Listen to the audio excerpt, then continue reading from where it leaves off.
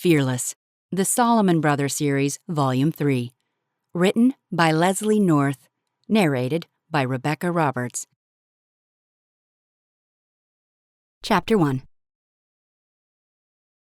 Margaret Kavanaugh deliberately parked her rust-speckled sedan beneath the billboard in protest. Crowded with representations of every ethnicity found in the greater Pittsburgh metropolitan area, kids of varying ages all stood behind a smug likeness of the interim mayor.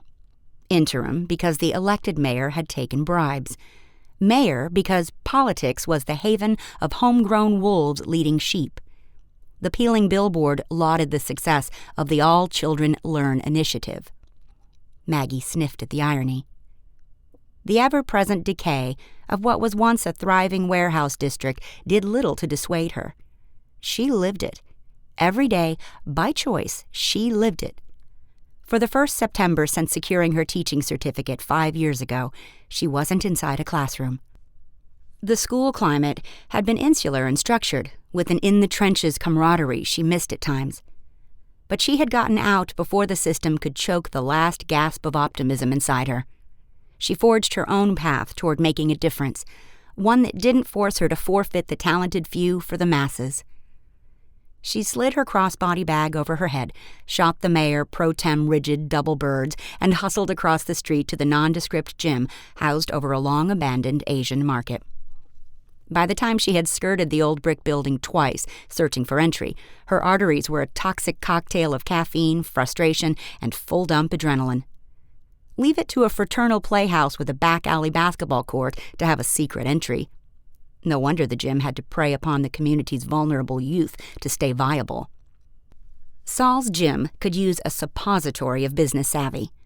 She intended to tell the owner that, just as soon as she figured out which steroid-driven Neanderthal was Saul. Maggie expected a sensory assault. Loud, curse-driven beats, a prevailing stench of sweat, the general taste of desperation. What she found was quiet, low-key, antiseptic. Punching bags hung still. Fluorescent bulbs running the gym's length were dark. A few jet engine-sized fans circulated the vaguely bleach-scented air. Of course, it was Monday morning, 8 a.m. Saul probably didn't start his corruption until school let out.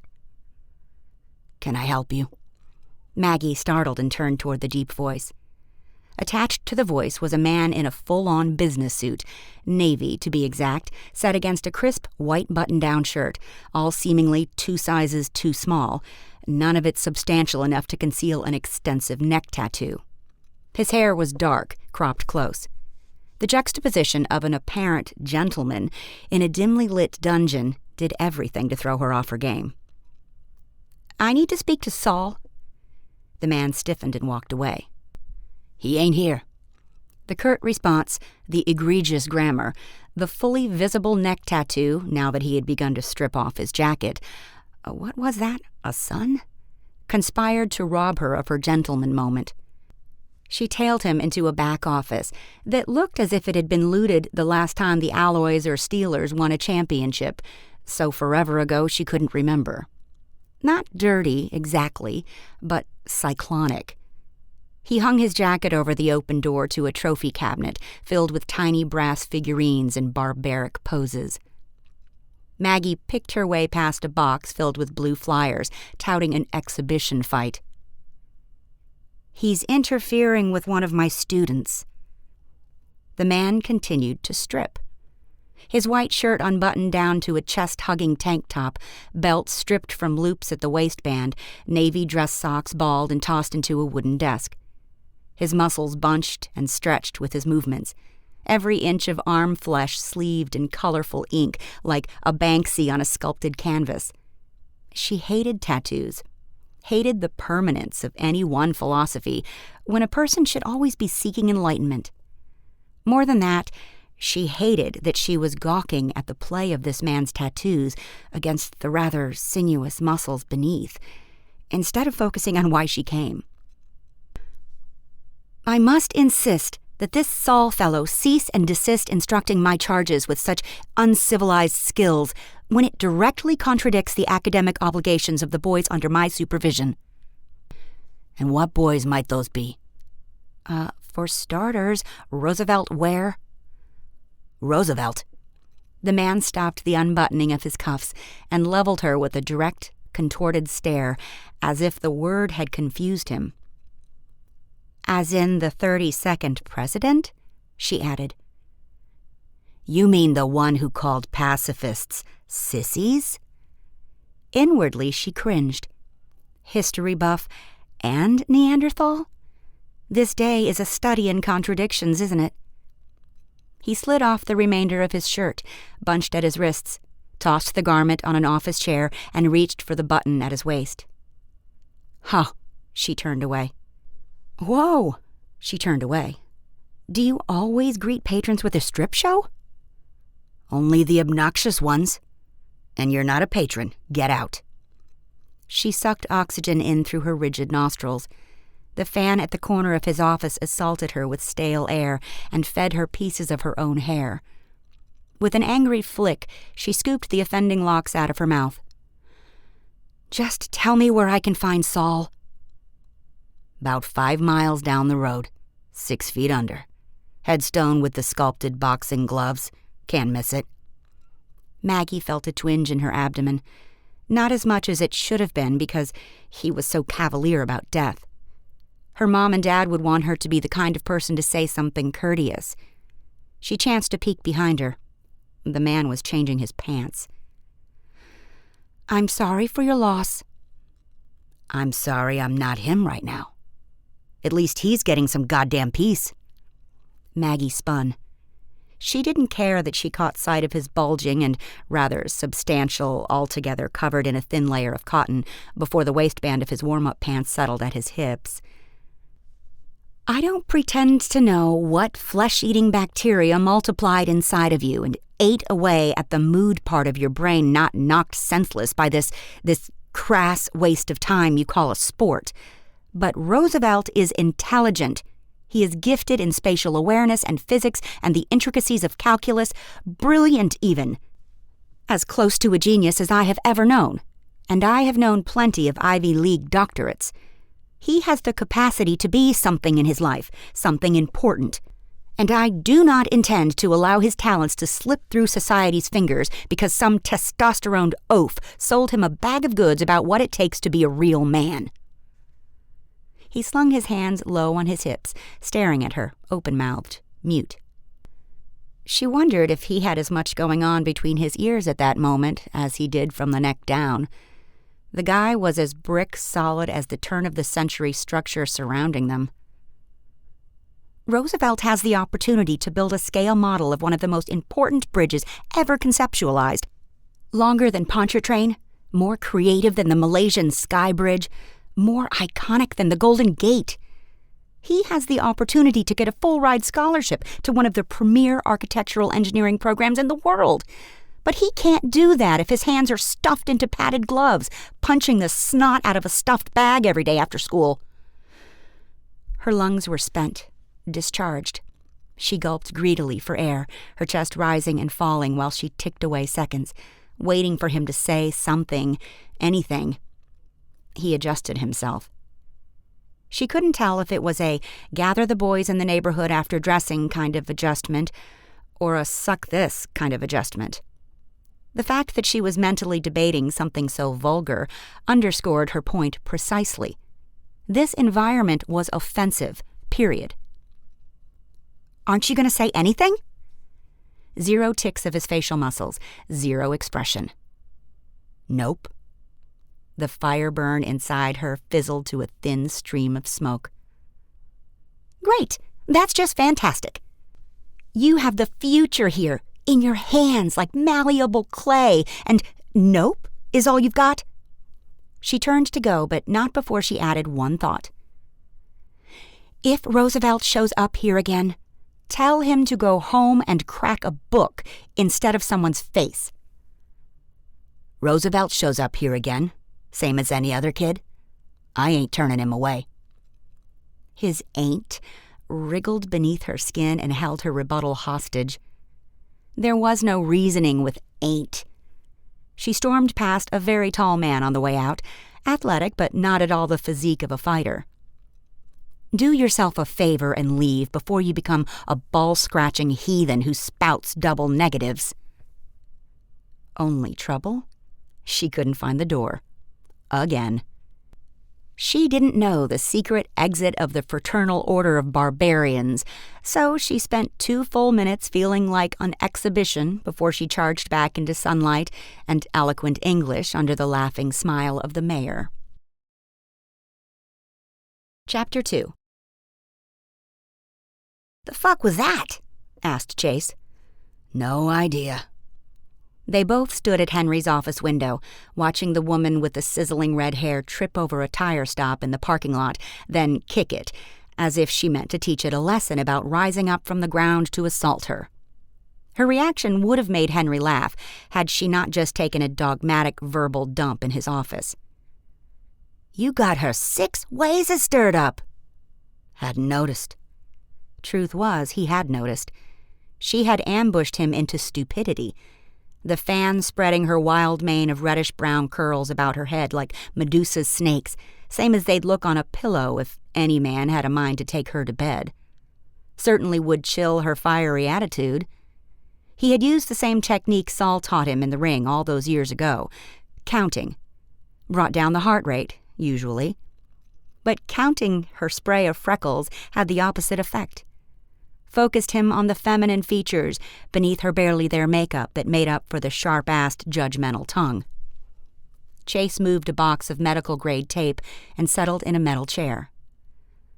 "Place is a shithole." Henry leaned his backside against the room's old cast-iron radiator. "Yeah, I'd been looking for something." "A needle by the look of it." "Answers. The books don't add up, man." "It's been 18 months, Henry. You found all this place is ever going to be. You poured all your good fight money after bad, putting that octagon in here, and look where it's gotten you. A bunch of old-timers reliving their glory days at the bags and not enough new money to sustain the place." "Is this the part where you remind me I'm stupid for holding on?" "Not stupid, man. Just living in the past. Saul had his dreams. He made them a reality. But you got your dreams, just like Marcus had his and I had mine. It's time to get back out there on the circuit. You've got a future to think about." Henry collapsed into his office chair, temples buried in his palms. He'd spent the better part of the morning trying to convince investors to pump serious cash into a dying space. The only way Henry knew how to continue Saul's legacy. The only way Henry knew how to pay back a dead man. He didn't want a souring reminder that his 2 street brothers had more money than loyalty. Henry had inherited the space. Henry alone would figure out a way to save it, because parting with the place that saved him was worse than putting his mentor, their mentor, into the cold earth. "He's here, man," said Henry. "In the mornings, lining up the gloves on the shelves. In the swing in the bags when no one else is here. I still hear his goddamn booming laughter over the fans most nights. I can't leave him. I can't leave these guys. I can't leave these kids. Just like he wouldn't leave us." "If I help you, if Marcus helps you, you'll never leave. We'll give you whatever you need, you know that, but not for this. It isn't healthy for you to be here 24/7. None of us were meant to stay, Henry. It was a season. Let it go." Most days, Henry did what he had to do. He cleaned up, ate and slept here, dug deep for Saul's lessons so he could structure them for the kids who walked through the doors each day, looking for hope, looking for safe haven, looking for a way out. But today, first the redhead, now Chase, the weight of Saul's loss was the morning after going 10 rounds, every internal organ bruised and battered. "You should go," said Henry dismissively, his jaw set, his eyes boring a hole in the broken tile near the trophy case. "We just want you to be happy, man. You haven't had that, not in a while." "Go." Chase stood. He placed an envelope on Henry's desk, the Alloys logo and ticket office as the return label. "Every home game this year. I can't do what I do without you." Henry nodded. He couldn't say what he really wanted to say. That he hadn't felt connected to either of them since Saul's death. that he couldn't find a way to get past the grief for more than a day before it returned to kick him in the nuts while he was already at the mat. He was no longer sure of what he wanted, but it sure as hell wasn't to be told what to do. By investors, by his best friend, by a hot-headed visitor, by anyone. Chase left. Henry surveyed the large empty gym. He wasn't yet ready to tap out. He had kids coming in 6 hours, and today was all the difference he could make. For now. "How does the suit fit?" Maggie asked from the doorway. Roosevelt dropped the ends of the necktie against his starched shirt with a sigh. "Here, let me help." She skewed the ends of the patterned silk, red and geometric. It would make a bold statement with the interviewer, she thought, and tied a Windsor knot at the boy's neck that seemed to age him past his 17 years. They hadn't known each other long, 10 months off and on, 1 month solid at the Affleck-Martin residential youth house, so the awkwardness was still there, an emotional barrier he did not allow others past lightly. She knew it had something to do with the miniature bridge collection on his nightstand, a hand-blown glass bridge, a stone drawbridge that looked straight out of a Robin Hood tale, one suspension bridge snipped impossibly from paper. He rearranged his bridges each day, she noticed. When he was ready, he would tell her. "Very sharp, Mr. Ware." She cinched the knot and handed him his drawing portfolio. "They'll take one look at you and see a winner." "What if they ask me something I don't know? Something I don't want to talk about?" "Be honest. You can never go wrong with honesty. Then turn the question around on them." "I'm not ready." "You couldn't be more ready if you had built the thing yesterday. Now, come on. We can't be late, and the traffic this time of day is unreal." Getting Roosevelt to move quickly most days required patience. He was a thinker, sluggish in his adaptations because he was projecting 20 different outcomes in his head and determining his best course of action. He stalled on things like historical context and philosophies of those with differing viewpoints and, well, dressing to impress. "Why are you doing this?" Maggie was already half out the door. His question stopped her short. "What?" she asked, though she had heard him clearly. "Why are you helping me like this?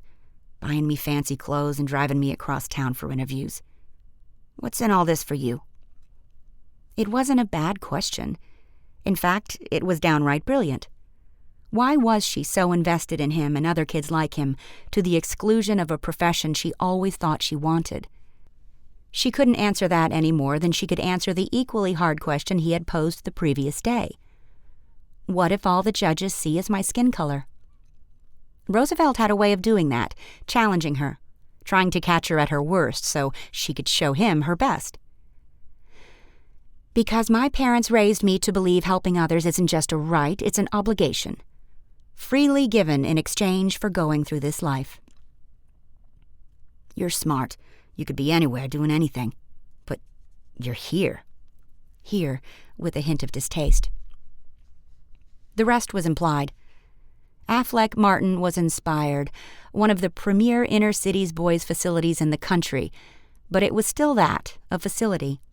The boys were jaded, with barbed tongues and loose insults against women and whites and anything that represented a system structured against them. Sometimes she wanted to pull them into an embrace or cup their beautiful faces until they made eye contact and believed her when she said they, each and every one of them, were special. But they came to her fractured, sensitized to touch. Roosevelt same as all the rest. She tried to inject everything she had into her words so that maybe they would wrap around him as more than just linguistics.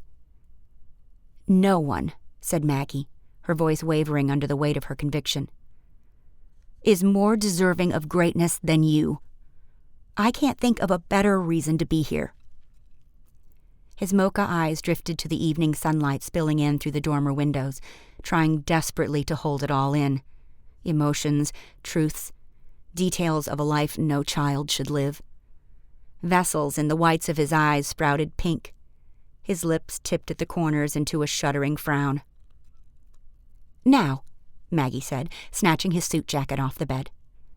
What say we knock a few university profs on their asses with your idea?" She turned away to give him a chance to save face. He sniffed once. She made it outside to her car before he emerged more composed, the boy with the razor-sharp wit and a gleam in the eye that she was starting to know. Why was she so invested in him to the exclusion of all others? Because somewhere on that nightstand was his story that would drive his passions, in the same way her story drove hers. Maggie just hoped Roosevelt's story had a good ending. Henry wanted to punch it, alone. His favorite time of day, the 30 minutes before the awakening sun was even a blip on the horizon. It was sacred. City noise settled like the peaceful hush between radio stations on the ancient transistor radio still in Saul's office. So much of the gym's day was filled with energy and anger-driven bass lines and the endless meandering of rap. The resonance of nothingness had become his reset button. The air was chill, damp. He had laced his running shoes against a brick outcropping of the abandoned downstairs market and zipped his hoodie before he realized he wasn't alone. "Run with you?" The kid's sweatshirt hood and darkness concealed his identity, but his voice was unmistakable. Articulate, not at all the slushy mumble of most street kids, and vulnerable. So absent the tough guy bluster.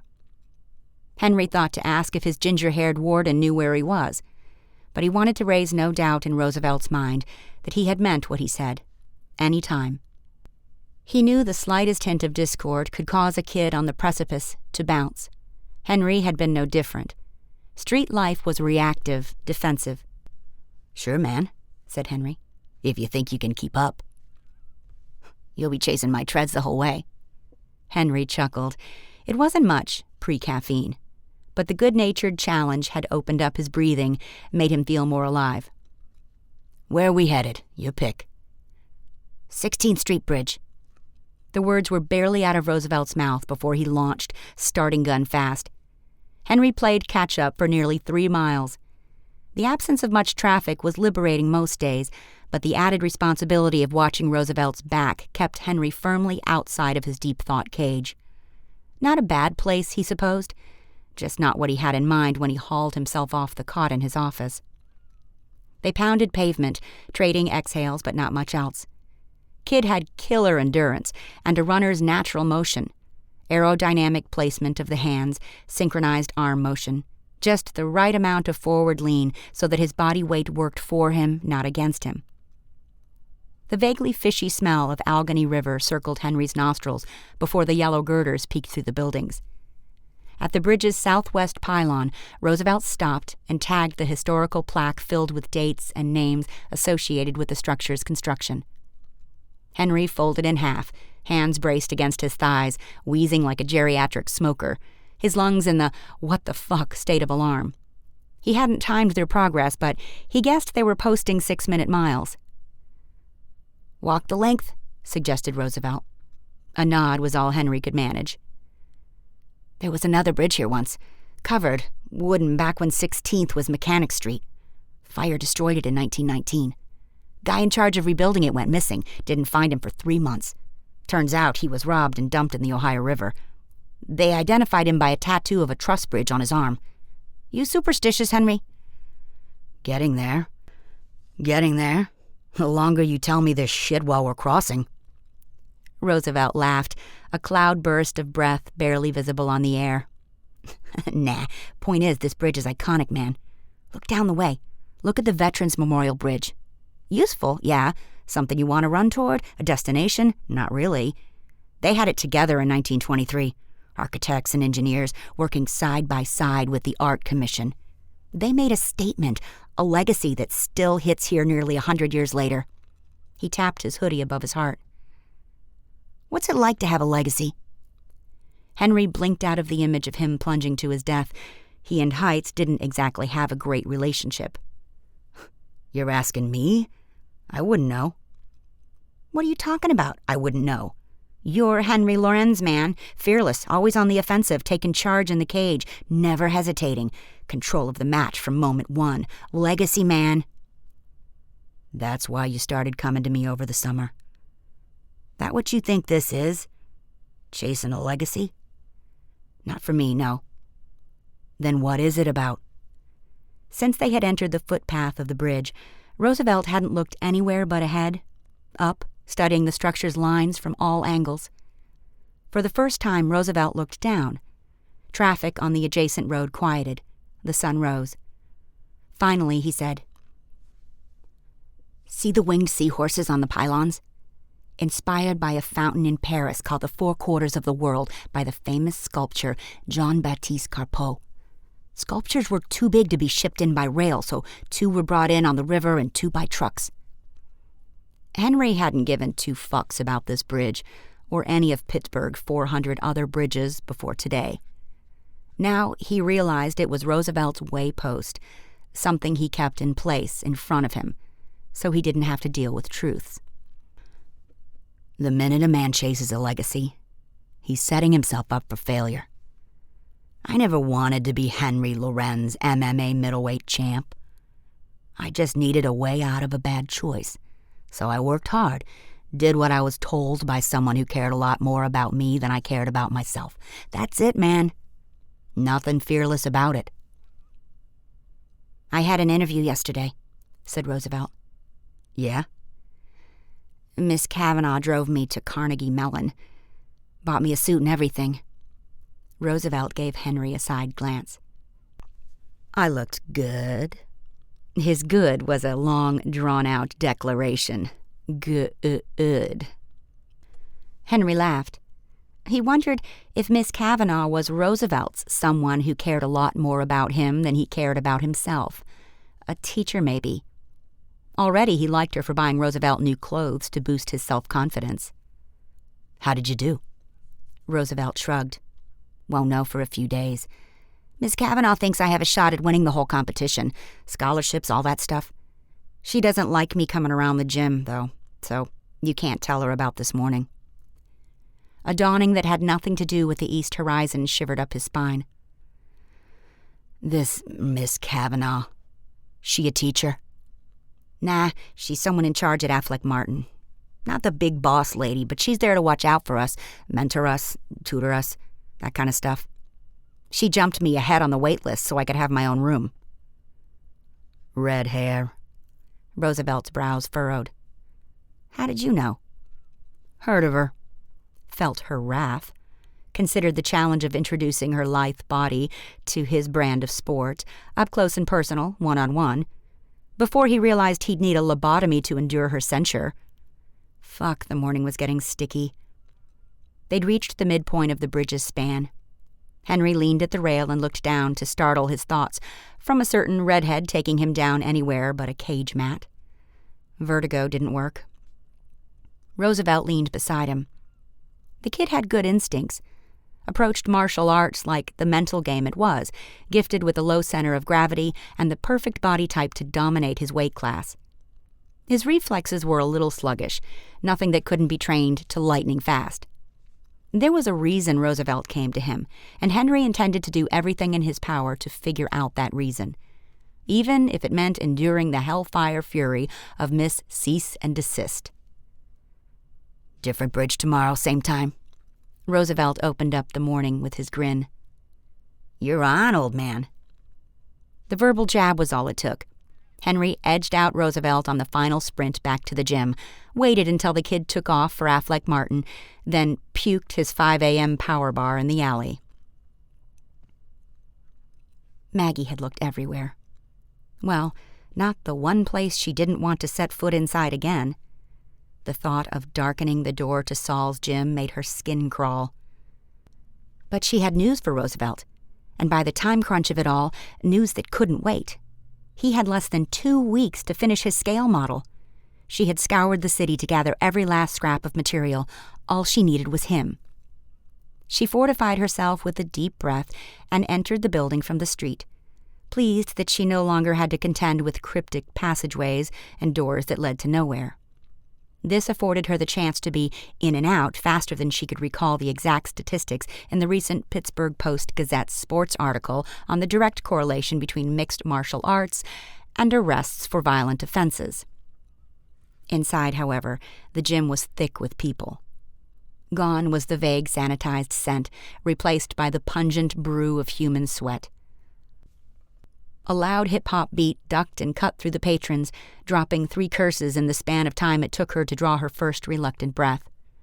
Everywhere there was movement, spiraling Everlast bags held together with duct tape, speed bags walloped into a steady hum, bodies displaced against mats. Old, young, they were all there. Most shocking of all, she wasn't the only female in the room. 2 remarkably sculpted women squared off inside the octagonal cage at the gym's epicenter, each chomping on a mouthguard, both bodies low and circulating and stalking, each waiting for the moment to... Maggie startled. Sweet Miss Manners, the blonde, took the other one down like a crocodile on a wildebeest. "Impressive, isn't it?" said a voice from behind. Chapter 3. Again, Maggie's heart grappled to find its rhythm, this time from the familiar and deeply agitating voice mere inches from her ear. She hadn't realized she had laced her fingertips through the padded cage until her grip prevented her from putting a respectable distance between her and the vermin who ran the gym. Not in the least. Decorum sparred with her inability to focus on anything but the astonishing absence of clothes on the man's body. Tattoos, padded gloves, shorts that were not at all the swallowing basketball variety but the shrink-wrap variety, plastered with logos and endorsements that begged the mind to stare and read and, oh God, she was looking there. Not a stitch more. "No, I find it offensive, actually." An irritating smirk threatened at his lips. "Why?" "Because..." What the hell was wrong with her? She couldn't formulate a cogent argument, the lack of quality oxygen in the place most likely the cause. "Because I'm sure these women have other gifts. Taking each other down like common thugs contributes nothing to society." "Why does it always have to be about others?" He placed a gloved hand at his sweaty forehead and leaned it against the cage, close enough to be intimate, far enough that she mourned for his moment at her ear. His voice was inquisitive, almost velvet, such a strong contradiction to the stammering rhymes pulsing around them. "What if, for just these 3 minutes, they get off on answering to no one, not pretending to be someone they're not, digging deep and finding that reservoir of adrenaline most of us never reach unless we're in danger? What if the rest of their 1,400-minute day is spent putting everyone else first, but for these 3 minutes, they recapture who they were before they became girlfriends or wives or mothers? Is that so wrong, Miss Kavanaugh?" Maggie's mind circled back on her earlier visit. Had she given her name?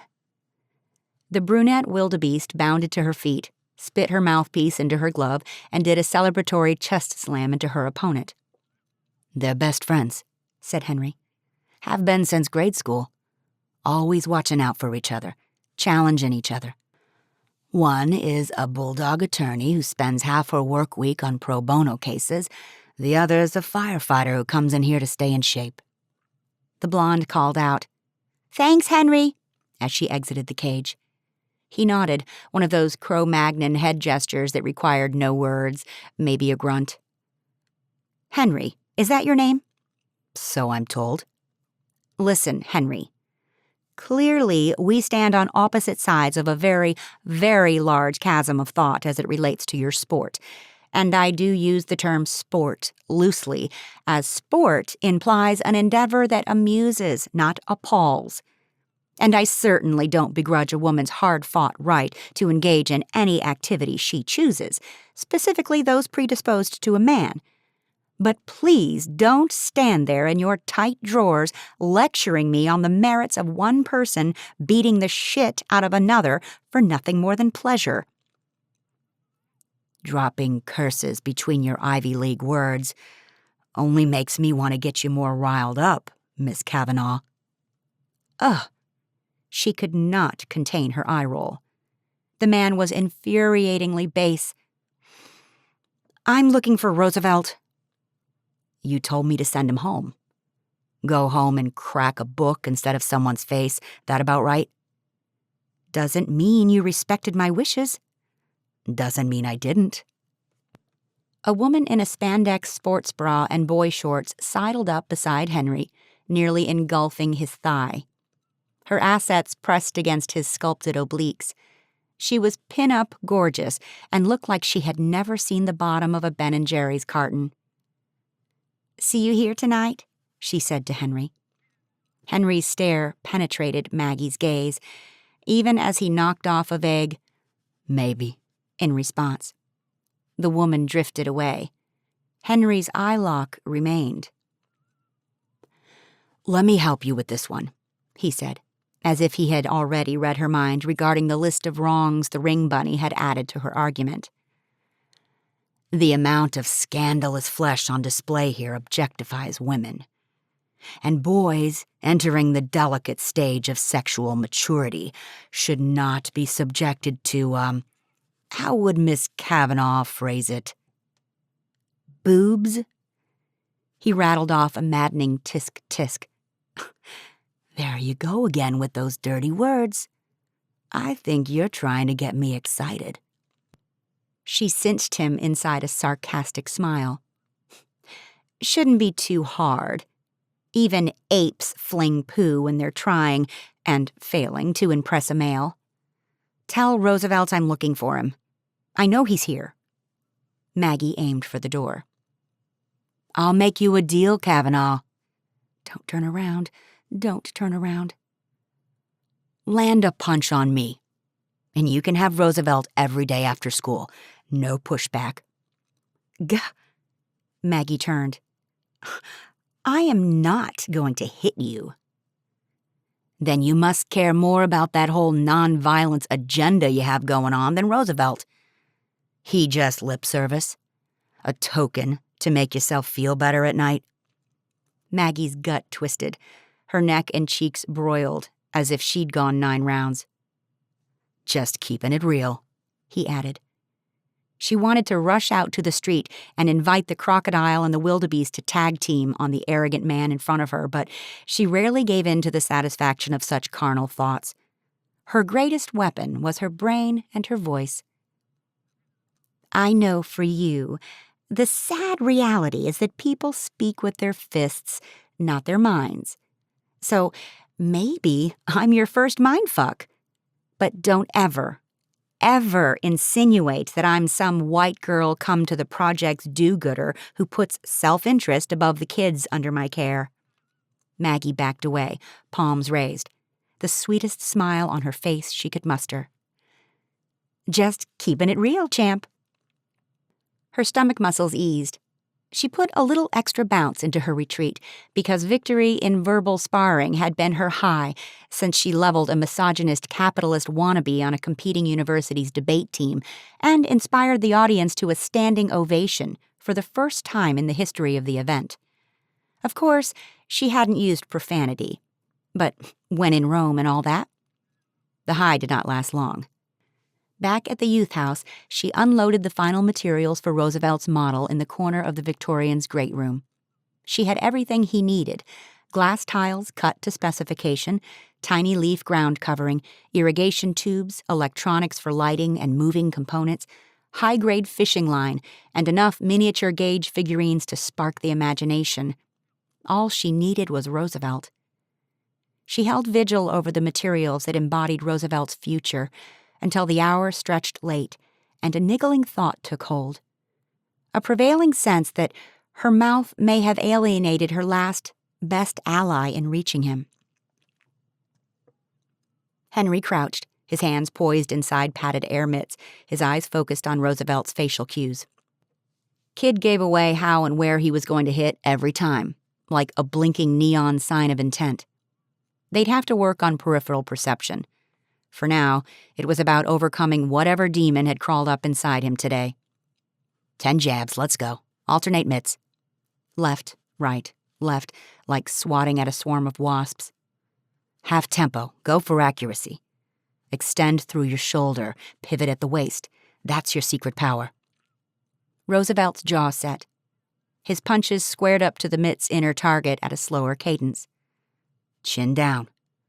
Look at me out of the top of your eyes. Don't want to open up to your opponent. Left, right, left. Good. 10 more. The kid's leveling blows against the nylon padding at Henry's palms caused him to stutter step back. Roosevelt's mouth gnarled into a twisted line Henry didn't recognize. Henry stopped him with a ho-ho and a fallback. It was late.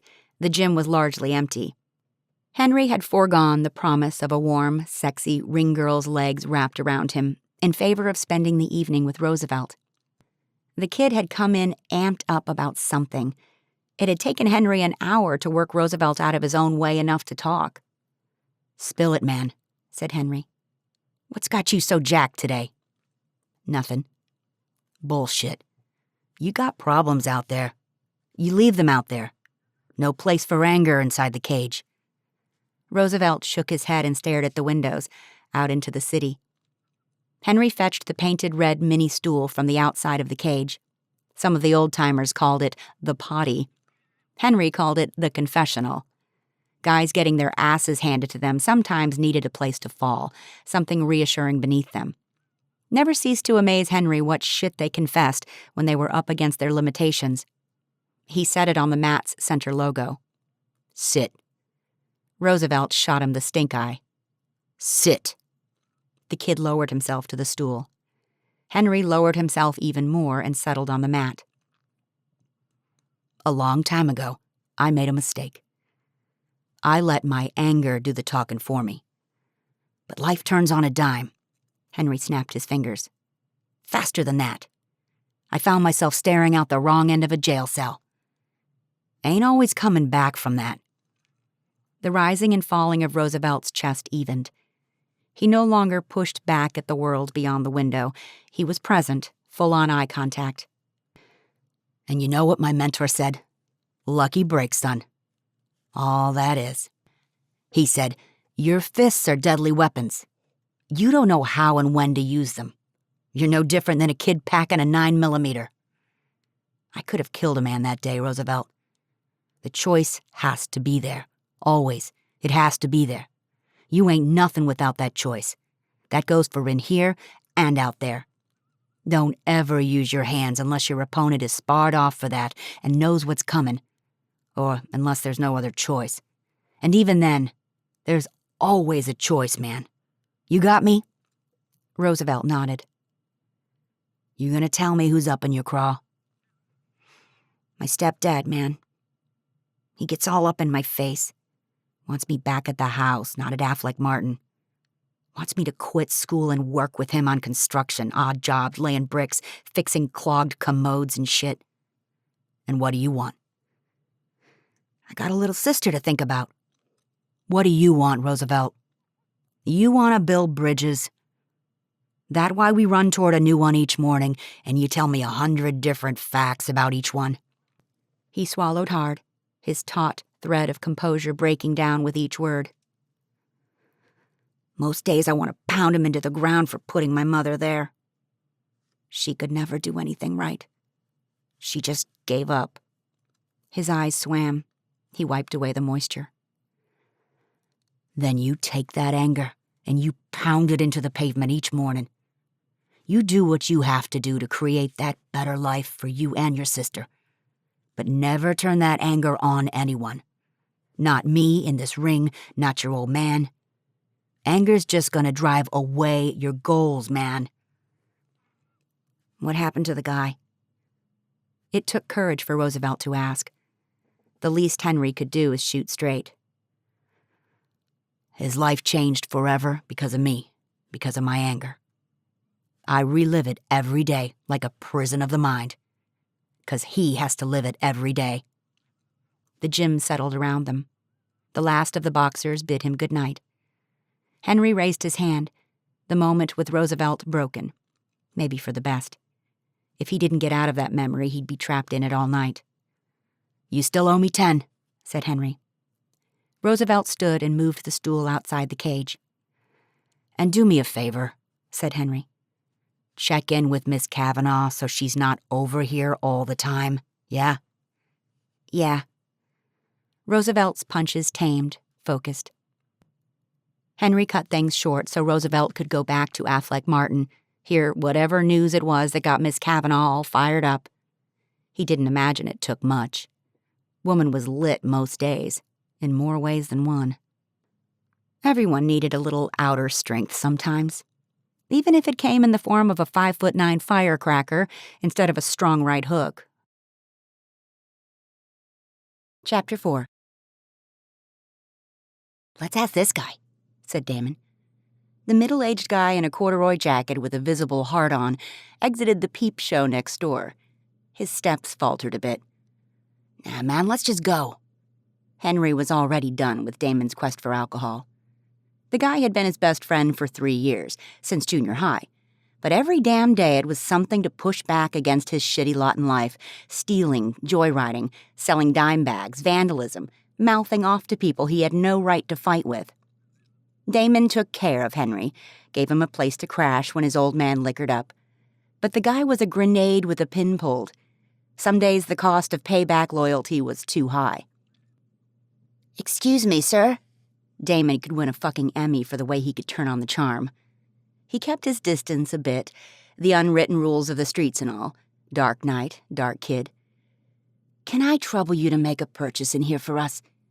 10 to keep if you bring us out some 90 proof. The man sneered, a strong distaste of a bribe, a punk kid approaching him, self-loathing, something marring his features. He scanned the largely empty street, snatched the wad of cash from Damon's hand, and disappeared inside the assaulting fluorescent glow of the all-night liquor store. Bars and posters and licensing shit crowded the windows. Henry strained to see inside. "Man, would you relax?" said Damon. "Like my grandmother right before she puts her Social Security check down for lottery tickets and a carton of Pall Malls." "Guy's been in there too long. I ain't got a good feeling. What if he told the clerk and the cops are on their way?" "So we'll wait around the corner." Damon shoved Henry's shoulder a bit. They play-fought all the way to the darkened alley. "Motherfucking B. Arthur, I swear. We need to get you laid, man."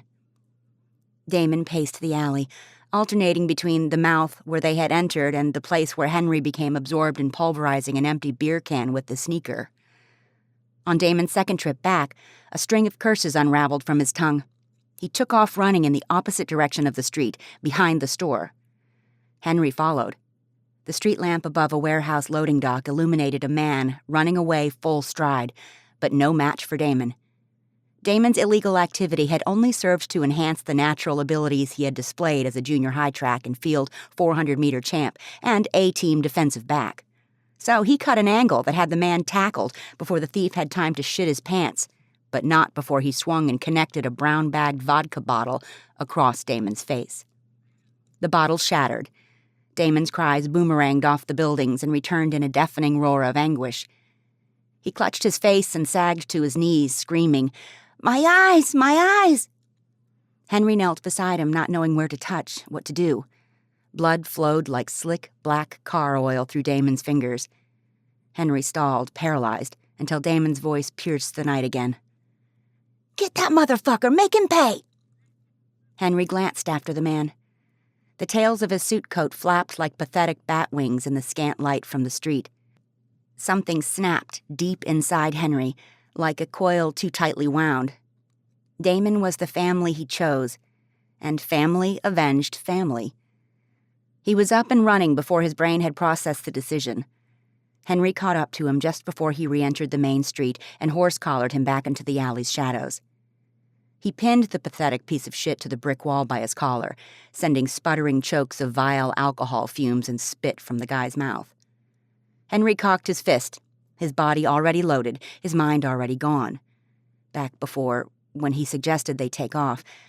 Back before, when a 21-ounce bottle shattered his best friend's face. Back before his body lunged, ahead of his actions. A woman's cry skewered his attention. "No!" He glanced toward the noise. A halo of curly red hair, illuminated in the cone of white, cast down from the streetlight above. Henry bolted upright in bed, his heart jackhammering his ribs, his lungs gasping as if he'd been submerged in a dark pool for hours, days, or years. His surroundings took their sweet-ass time creeping back. First, the broken mini-blinds on the windows. The decaying yellow dial on the radio tuned whisper low to Saul's jazz oldies station that kept nightmares at bay most nights. The battered white punching bags hanging like still ghosts in a cold meat market. He wiped the sweat from his face. Motherfucker. It wasn't enough that the woman ambushed his gym and his thoughts in daylight. Far more than any opinionated zealot had a right to. But now she was asserting herself in his nightmares, too. Steering clear of her was more than just self-preservation. Now it was his goddamn sanity. Henry picked Sunday. Seemed like a good day for absolution, though Henry wasn't a religious man. Mostly, though, Henry visited Caesar's Palace Laundry and Dry Cleaning, so named for the Beau Holyfield II thrashing in Las Vegas that began Emmanuel Bautista's obsession with boxing.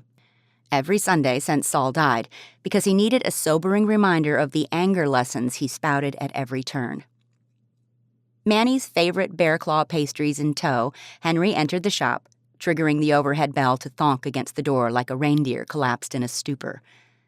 Saul's best friend poked his head around a row of plastic-sleeved clothes, called Henry out by his last name, the only guy who ever called him Lorenz on a regular basis, and waddled to the front counter.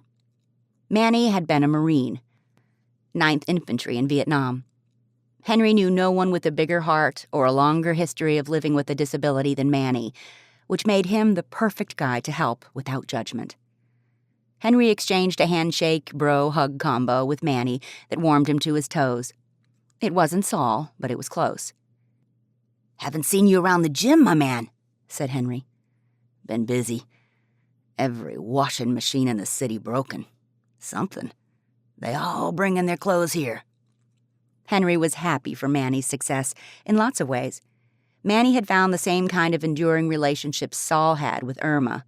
Henry often wondered if it wasn't something in the water back then, the permanence, the sacrifice that seemed to be leached out of Henry's younger generation. Add to that a successful business on the main drag that funneled downtown dwellers home each business day, killer prices, and a double drive-through that promised a less than 2-minute turnaround, and Manny became mentor gold to the kids at the gym. Unparalleled mental boxer, too. "You're gonna put me into an early grave with these things." Manny cupped his barrel belly, then dove inside the box and came up with a glistening warm pastry in each hand. Henry laughed, but the reason for his weekly visits didn't allow the lightness to sustain. "How's Caliban?" "Sober, mostly. Broke his eyeglasses a few days back. Says he sat on them, but I suspect he fell down on a bender. Can't read the numbers on the hanger tags, so I got him running the machines, cleaning up in the back. I can send a few of the gym kids over to pick up his slack." "Nah, he's good. Hard worker when he lays off the juice." Henry withdrew the envelope from his inside jacket pocket. He added 200s to the stash and pushed it across the worn countertop toward Manny. "Yeah, that should cover some new glasses, too." "Man, it ain't right. Him thinking I let him stay here rent-free, giving him groceries, covering his physical therapy. Sometimes he gets emotional, breaks down. Tells me he'd be on the streets or dead if it wasn't for my generosity." "You could rent that room for double and we both know it. Everything Caliban says is true." "You know I'd do anything for you, Lorenz. I made Saul a promise I intend to keep. But I draw the line at this business. It helped me put 4 kids through college, but there ain't nothing left for me but what I make of it from here on. I can't have Caliban showing up, a drunken liability, because of some guilt that ain't even yours to carry. That man did this to himself. You didn't lose him a wife and a house and a job and his kids. Ain't no one thing do all that." So Manny has said, every Sunday for 18 months. They agreed Saul was a saint. They were far apart on this topic. Peter Caliban's downward spiral started the moment Henry beat him to within an inch of his life in that alley. "He going to AA meetings?" "Most days. One of my customers from the Episcopal church up the way lets me know." Henry couldn't stay. He didn't want to linger. As much as Manny's presence was like an ice compression to the swelling heat of loss that built inside him, seeing him compounded Henry's wrongs. Manny was the savviest businessman Henry ever knew. 18 months ago, Manny spouted the same line as Chase and Marcus. "You're the last one in a sinking ship, my friend. Cut the losses Saul couldn't. Go back on the circuit where you belong, back on top. Saul wouldn't want anything less." Henry simply couldn't let go. A prevalent theme in his life. He said his goodbyes to Manny and crossed the street to an oasis of nature nestled inside one city block. Trees shed slivers of orange and yellow.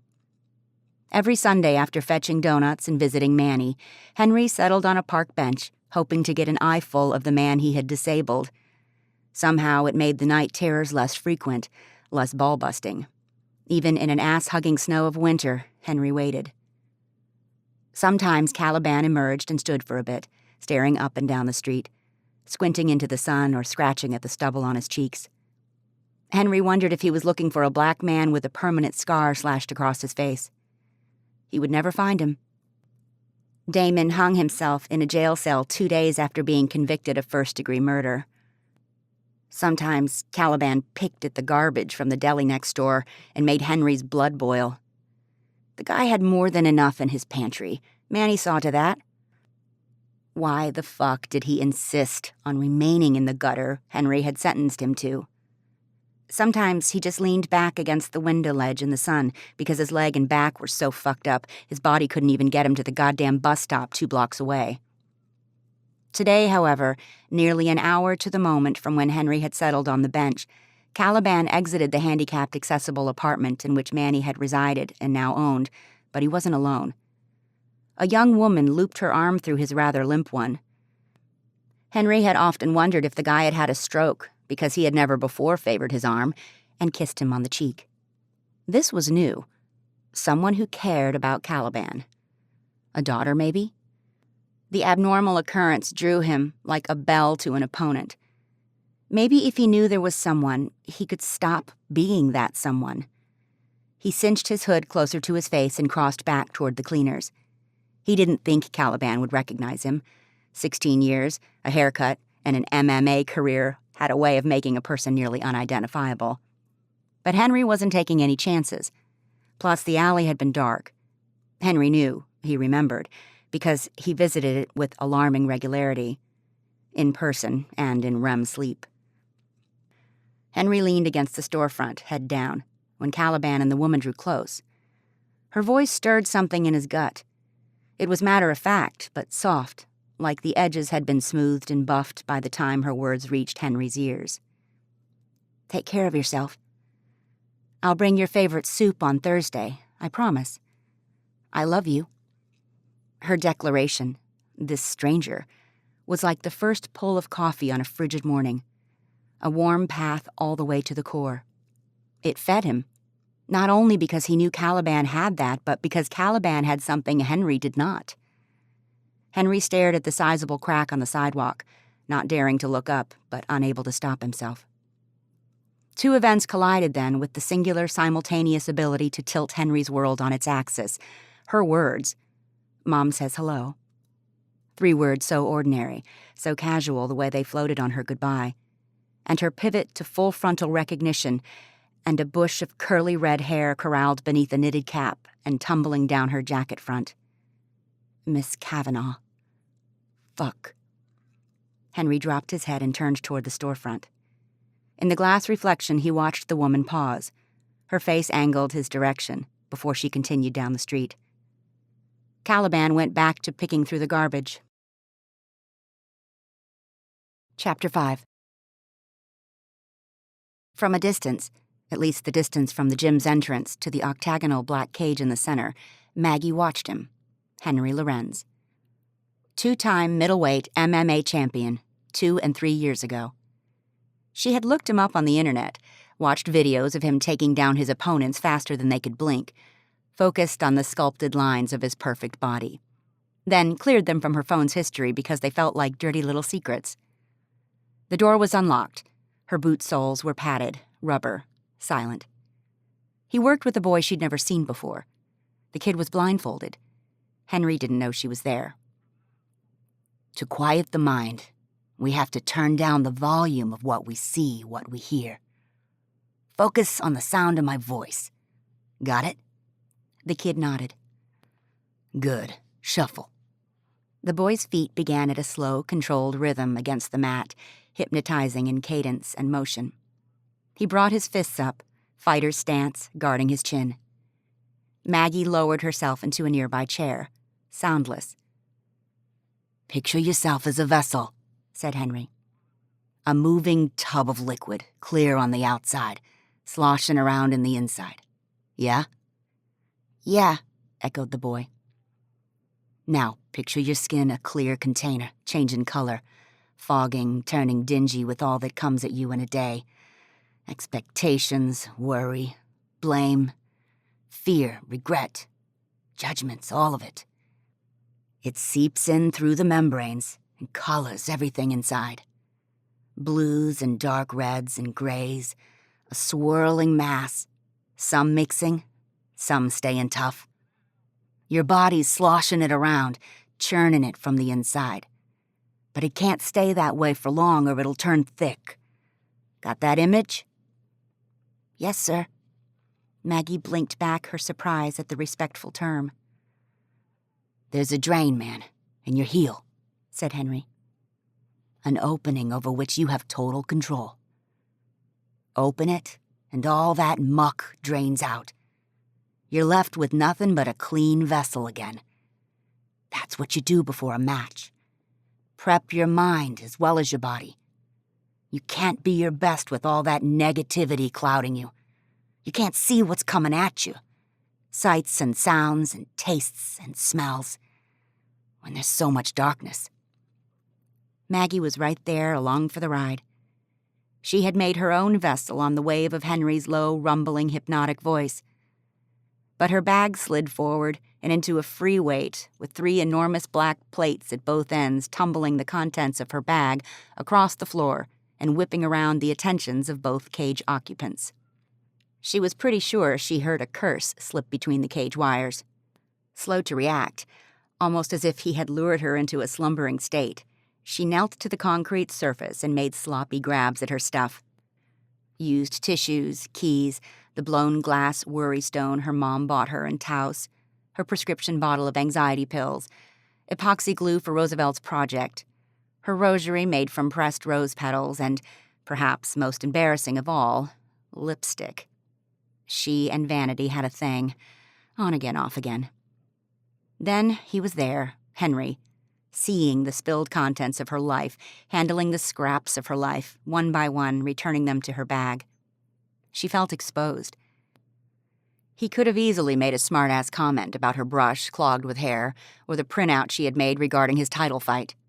He didn't, but he read the headline. She was sure of it by the way his lips flirted with humor. She wanted to turn and run. Sometimes it was exhausting, always being the one to stand up and fight. Sometimes she wanted the luxury of submission. But she had come for his help, and here he was, kneeling before her, giving it so freely. "You shouldn't be here," he said. "I'm sorry. I didn't mean to interrupt." She gathered the last of her items from his grasp and stood, repositioning and fastening her bag closed. Henry glanced toward the octagon. "Weight machines, Jalen." "Yes, sir," the boy answered. He hopped out of the cage and made his way to the far end of the gym. "What you said in there?" "You were listening?" "Is that what you do before—" "Before I beat the snot out of someone?" Henry grabbed a rolled-up towel from a nearby shelf and draped it over one shoulder, his side glance snagging her the way it always seemed to. "Your words, not mine. And no, not anymore. Rituals like putting on gloves replace these things. But these kids have no rituals, not yet at least." "And your goal is to create these rituals? To make them all fighters?" "Not so different from your goals, I'd say." He set to work stacking mats in a corner by the window.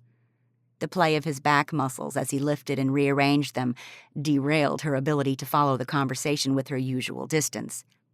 Instead, she patted behind him lamely, like a ring bunny. Ugh. How do you figure that? You're as much of a fighter as anyone here. Doing what you do, against odds that most people would turn away from. The difference being that my fight changes lives, makes a difference. He straightened to his full, glorious height and leveled her with the same stare he had used on the photographer in the article. The "I'm coming for you" look that never failed to heat the nerve endings at the back of her thighs each time she glanced at the paper. We should stop now, he said. Preserve those fantasies you carry around in your little purse. She wasn't sure if she was more offended at the term little purse or the idea that he believed himself to be some fantasy in every woman's mind. Granted, the article with the full-color photo of him in his tight competition shorts was more than circumstantial evidence that she found him visually appealing. But she made no decision without proper research. Certainly not the decision to form a pact with the enemy. Right, the point of why she came. Did Roosevelt tell you that he's a finalist in the bridge competition? Nope. Final judging takes place in New York City, Columbia University. Henry resumed stacking mats. She glanced out the windows at the day's waning pink and yellow horizon to stay focused. He has less than 1 week to complete a scale model, and he isn't close. Then there's his college prep classes and this rough patch he's hit with calculus. She paused, trying not to choke on the next words out of her mouth. I need your help. His large-scale activity slowed to a small-scale trickle, mostly a blink, more than one.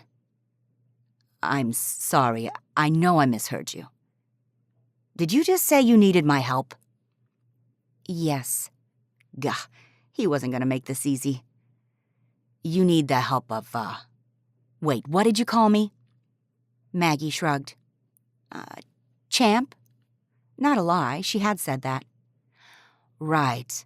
Right after you called me a testosterone oaf and a Neanderthal. We got off on the wrong foot. That what you call it? Finished with the mats, he removed a weight plate the size of body armor from a barbell and slid it onto a corner holder, like it was a plastic frisbee. His voice didn't even manufacture a grunt of effort. Look, this wasn't easy, coming here. It goes against everything I believe, everything I am. But Roosevelt is special, and I know you see it too. He thinks highly of you. I won't change my opinion about your sport, but maybe if we work together instead of at cross purposes. What are you suggesting? An alliance. Just until I can get him through this competition. I haven't seen him in 3 days, and his grades are slipping. I'm sure he's back at home. If we go over there together, tell him we worked out an arrangement where he can come here and focus on his academics and the bridge competition, he'll listen. I'm sure when I explain what's at stake to his stepfather. Have you met the guy? No. He's a bastard and a half. More than a little unhinged. She wanted to do something, help Henry in some way, but the plates were Iron Man-sized. Empty barbells she could handle. She picked up the disinfectant spray and the towel from where he'd set them and commandeered his next barbell. He handed it over, but he didn't look pleased. We can do this the legal way. Get a grant of temporary custody based on everything he's told me that goes in on that house, but that takes time he doesn't have. This week is quite possibly the most important in this young man's life. The difference between building bridges and living beneath them. Everything is so black and white with you. Not everyone has to get an Ivy League education to be important in this life. Anyone who contributes something to society has worth. They weren't finished with the free weights, but Henry paced off to pair gloves on a shelf beneath the window. He's 17, soon to be 18. Isn't it about time he figures out what he wants? Did you have everything figured out at 17? We all need someone in our lives who can look further down the road, people who know what's at stake, people who believe in us until we can believe in ourselves. She set down the clean bar and rag and pulled the paper from her bag. She unfolded the article to the back page, a photo of him and his trainer, Solomon Douglas, after his title fight. I know that you had that someone. Henry stared out the window, mismatched gloves forgotten in his hands. I help these kids the only way I know how. They come to me. That's how it works. It's about choices. I can't be going to their houses, getting tangled up in their lives. And I guess it's a good thing Solomon Douglas didn't feel the same way. Maggie rolled up the article, perched it inside a hole in the octagon cage, and turned to go. She was nearly to the door when she heard his voice. Wait. That he stopped her ignited more in her than she cared to admit. Her body felt electric, like a live wire that longed to be grounded by someone who knew about vessels and angry swirls of regret and expectations. 2 conditions. First, I go over there alone. I don't need you pulling your high and mighty attitude and making things worse. And second, once the week is up, you don't come in here anymore. His request was a punch to the chest, or what she imagined that would feel like. The ricochet through the ribs, the imbalance, the vague sense of nausea that seemed to come out of nowhere. Her opinions had always kept others at a distance. Her parents had always justified it, saying that disrupting the status quo led to a greater fulfillment than the acceptance of others. But courage was lonely. She adjusted her bag. Agreed. The boy, Jalen, breezed by and bid Henry goodbye. Then they were alone. The moment stretched, uncomfortable. He cleaning and straightening, she standing. He paused. Was there something else? An apology lingered on her tongue, for calling him a Neanderthal, for judging him before she realized that he cared about Roosevelt as much as she did, for bringing an eclipse into his eyes at the mention of Solomon Douglas. Words of contrition crowded her mouth and slowed her breaths. But here, in this place, Henry Lorenz was so very strong that he made her feel weak just by his proximity. And weakness, her mother told her, was an advocate's worst foe. Maggie shook her head. Good night. She didn't wait for a response. Roosevelt lived in a 1920s shotgun-style house that still held the clues that it had once been a home.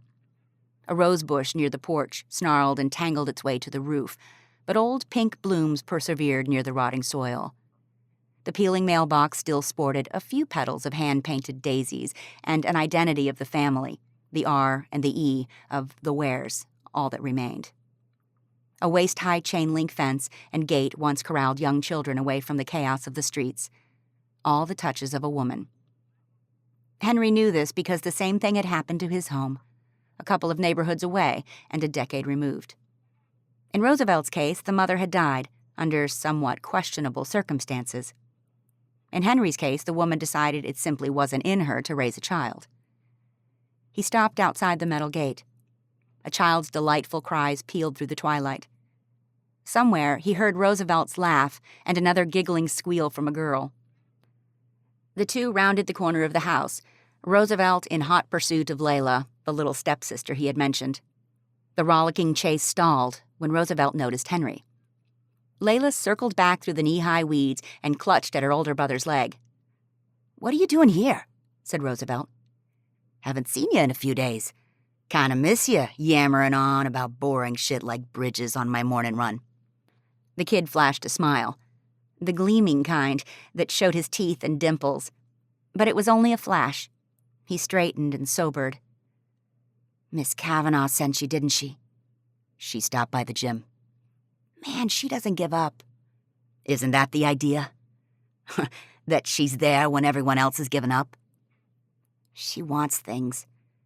Things I can't even get my head around." "Then tell her." "She thinks that I'll be someone important someday. Calls me things like scholar and bookman. Nobody calls me those things but my mother." Layla snagged the hem of Roosevelt's muscle shirt. He absently scooped her into his arms and set her on his hip as if he'd performed the motion 1,000 times.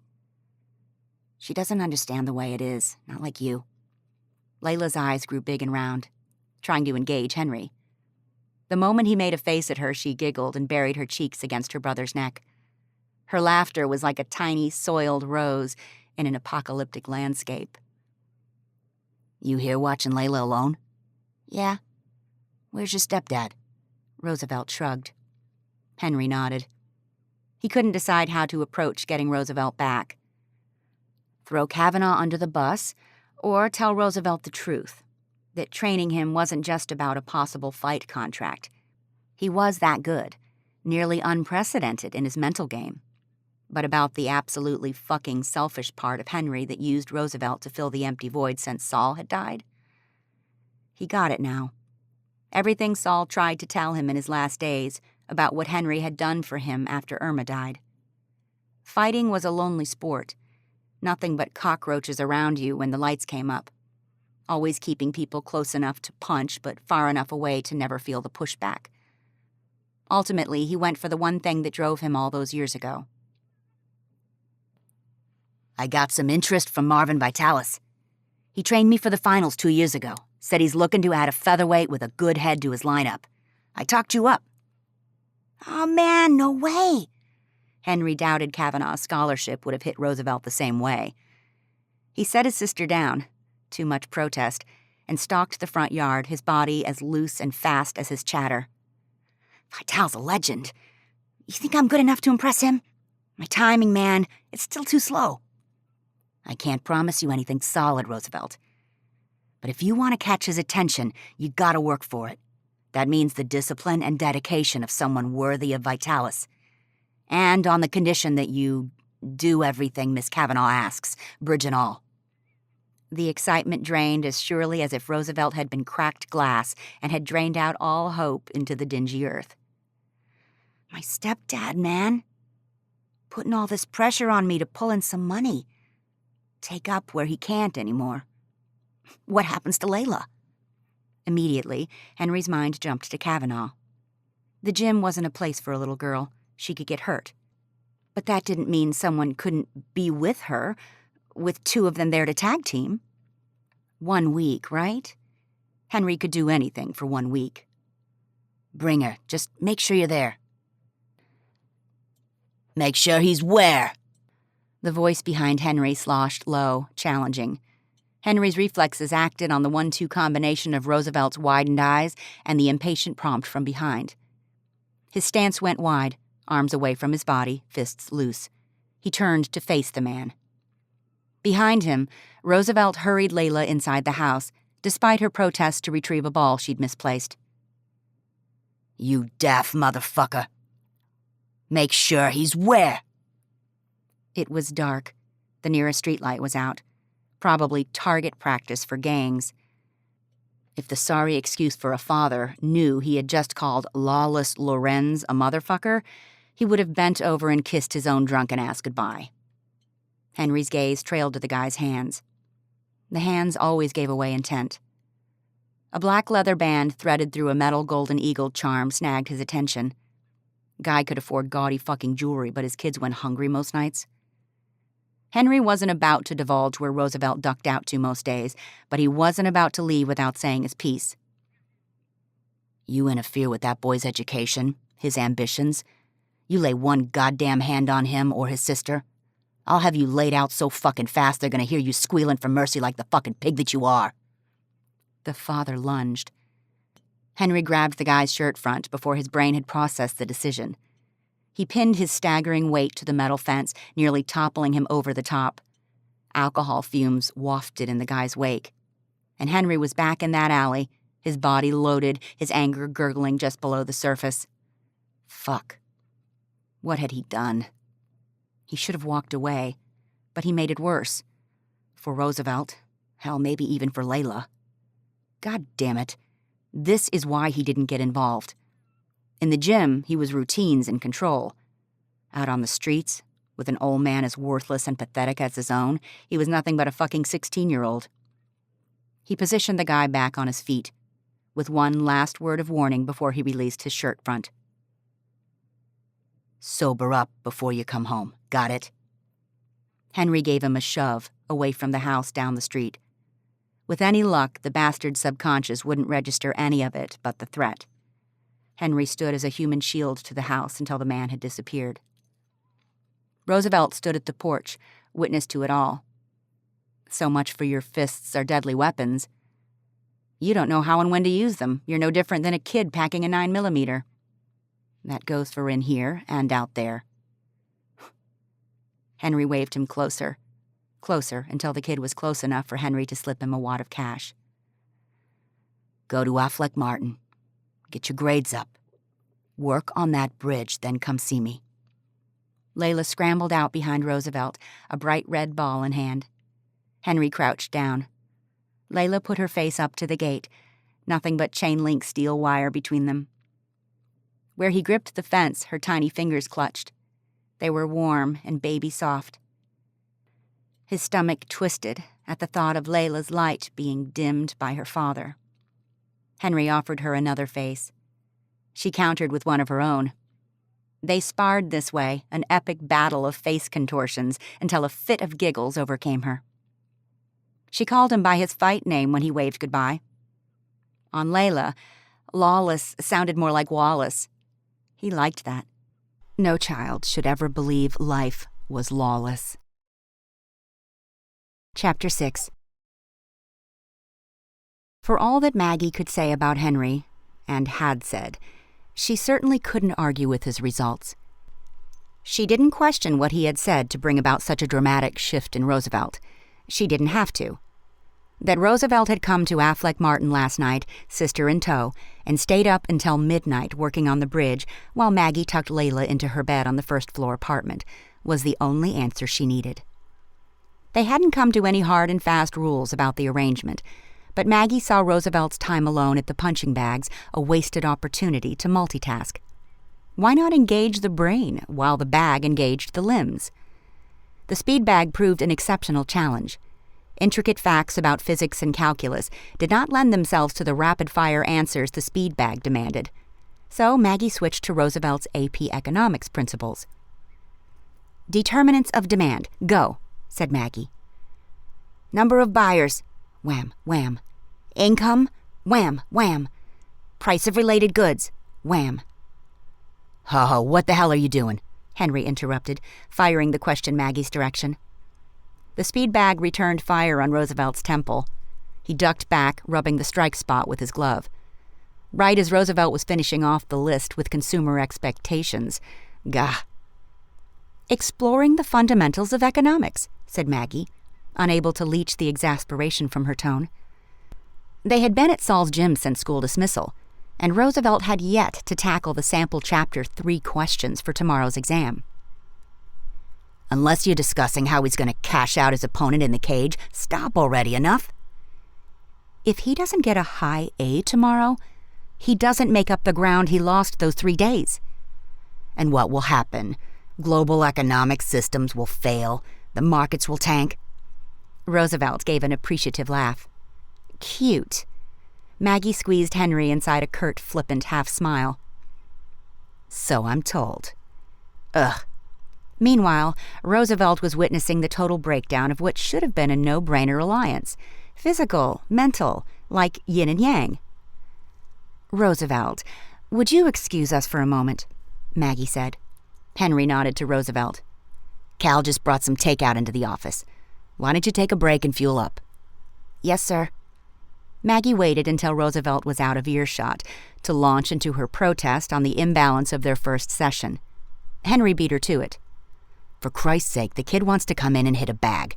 His brain cells aren't going to leak out along with his sweat." "He's been here for 2 hours, and I've gotten him one-on-one 1 time. He has to fit his schoolwork here, so late evenings he can finish his model." Henry swung the nearby punching bag toward her. She caught it and stumbled forward on the return swing. The stuffing casing was heavier than she expected. She skimmed her fingertips over the duct tape holding in the padding, oddly satisfied that she had maneuvered a sensible barrier between her and the object of her dream on the great room couch last night. He had worn baggy sweats and a knit cap. Really, it hadn't mattered. Not one bit in the drool department. But she barely had time to bat an eyelash, much less dally on the physical merits of an individual hell-bent on raising a generation of impulsive brutes. "Don't you think you're putting too much pressure on the kid?" said Henry. "He's done everything you've asked, met all your stringent conditions. He just wants to unwind, hit a bag. It's not the end of the world." "You wouldn't say that. It's not the end of the world because it is your world. Maybe if you spent a little more time trying to understand that world and a little less time complaining about it, you'd take the edge off." "I am not edgy." She caught herself, fingernails digging against the bag seams, knuckles blanching white. She released the bag. "I'm not." "You haven't taken a breath in 3 sentences. Come to think of it, she was a bit winded. She inhaled deeply, slowly so he wouldn't notice. "What's your first name?" "Margaret." "Fitz." "What does that mean?" "What do you do to relax?" "Excuse me?" "To take the edge off, unwind, let loose." She mentally catalogued possible answers.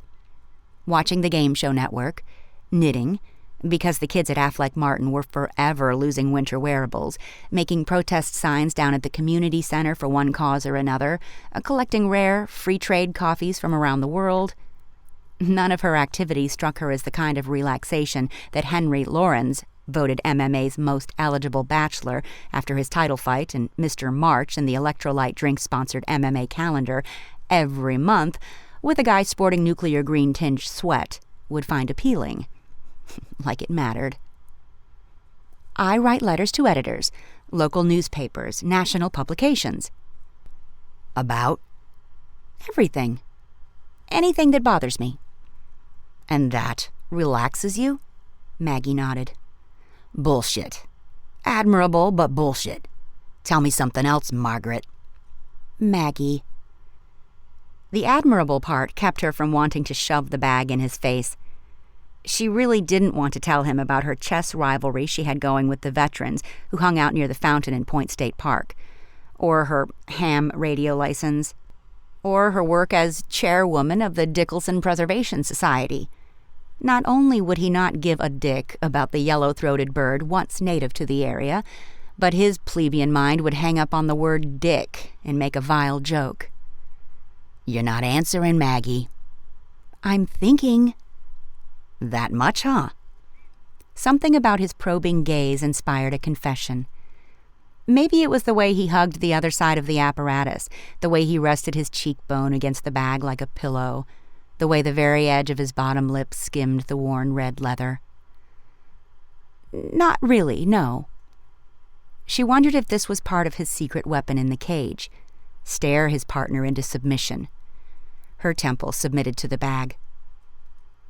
"Show me your fist." His voice wasn't a command, not even close. More a secret. "What?" He reached for her hand and tugged it between them. She expected the cold granite touch of someone used to harming others. She got warm, nimble, with the strength to knock her off her balance merely by its gentleness. "Make a fist."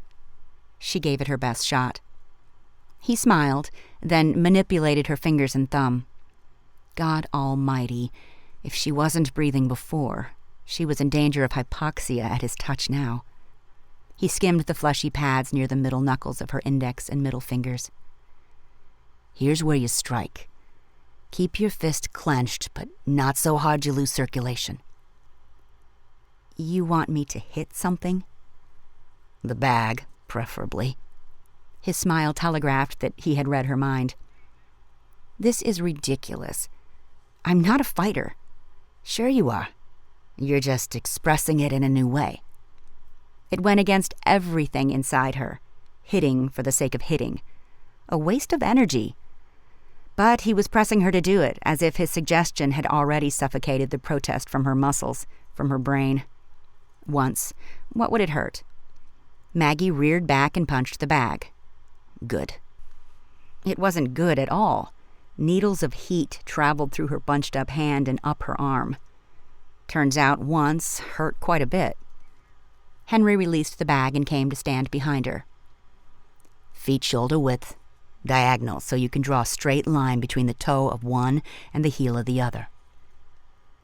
She should stop now, tell him this made her uncomfortable, but he set his firm hands at her hips, as familiarly as if he had done it 1,000,000 times in his bed, her moving over him, and the image of them entangled made her body ache from his touch. Best punches are from the hips. Every time you hit, the body rotates. He moved her, his hands splayed wide, his fingers curled against her hip bones. She opened her mouth to protest, but he stepped away then and circled the bag to where he had stood before. Now. Maggie threw a punch.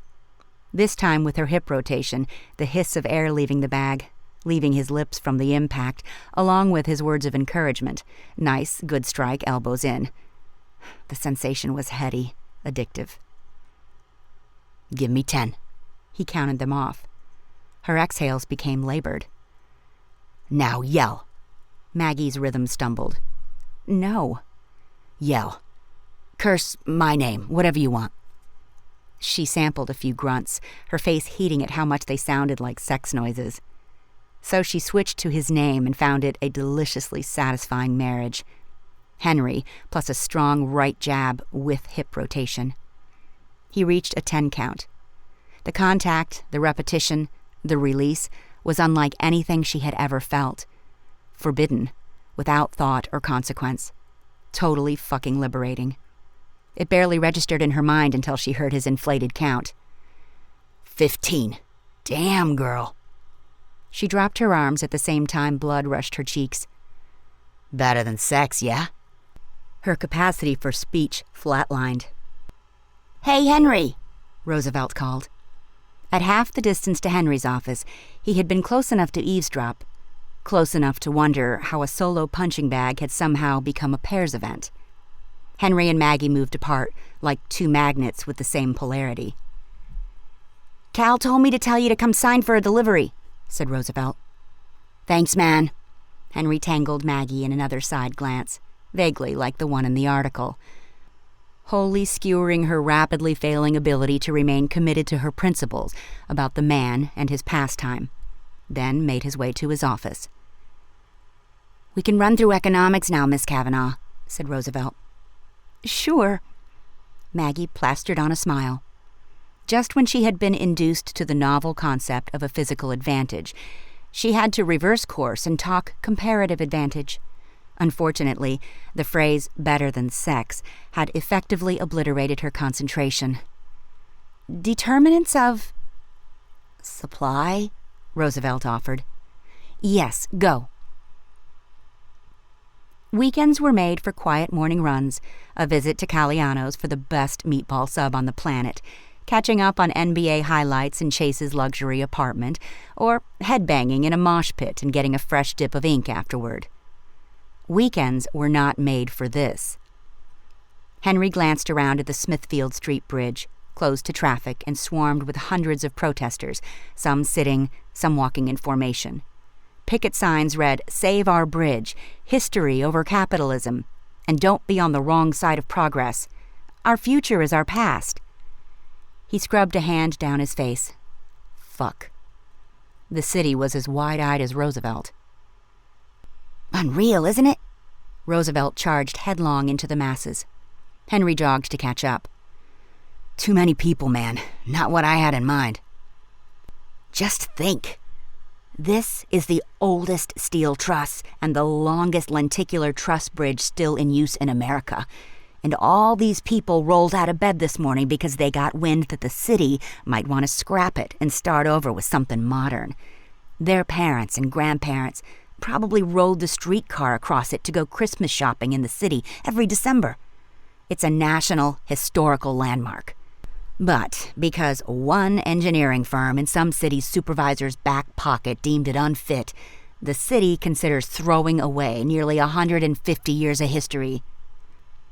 To Henry, the bridge was merely a way to get from point A to point B in a city that exploded in population around far too many waterways. The crowd swelled around him, the farther onto the bridge they pushed. He wasn't a fan of the logistics of it. Hundreds of hot-headed, righteous people pressed in close to railings that were the only thing between Henry and a ridiculous drop into cold waters. But Roosevelt needed this, needed someone he could count on, someone to care about bridges simply because that was the thing that moved him. Henry did his best to tag along, to keep up. The Monongahela Bridge Company used to own it and charged tolls to cross it, something only the rich could use. Of course, it didn't look like this back then. But the city bought it in 1895, said everyone should have the right to use it, made it a free road to connect the city's north and south sides. Henry veered a bit toward the railing and peeked over. How long is the drop here?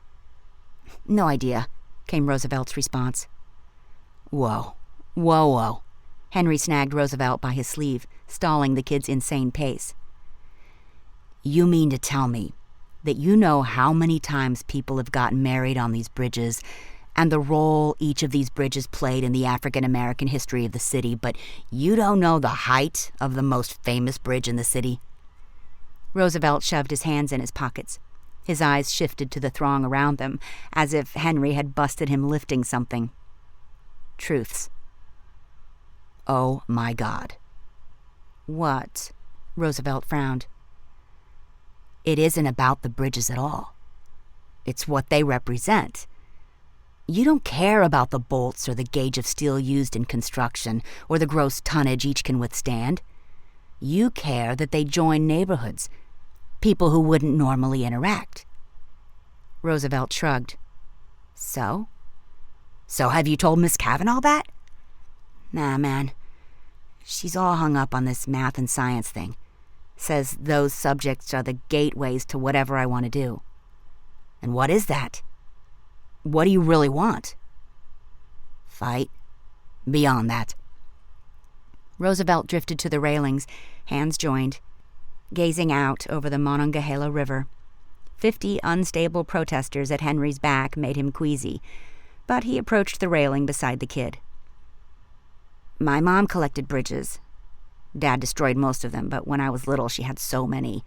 She used to tell me a story about an old man who crossed a ravine, swollen with floodwater. He made it safely to the other side, then spent days constructing a bridge over the ravine, even though his travels would never again take him in that direction. On the third day, another traveler came upon the ravine. The stranger asked him why he had wasted his time constructing a bridge he would never use again.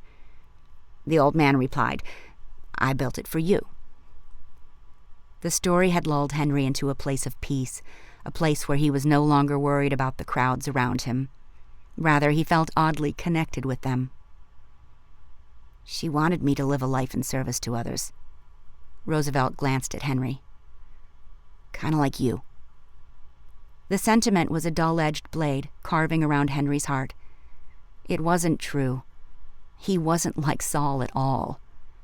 He was simply a placeholder in someone else's dream who couldn't get past the inertia of his own grief. None of it was meant to be permanent.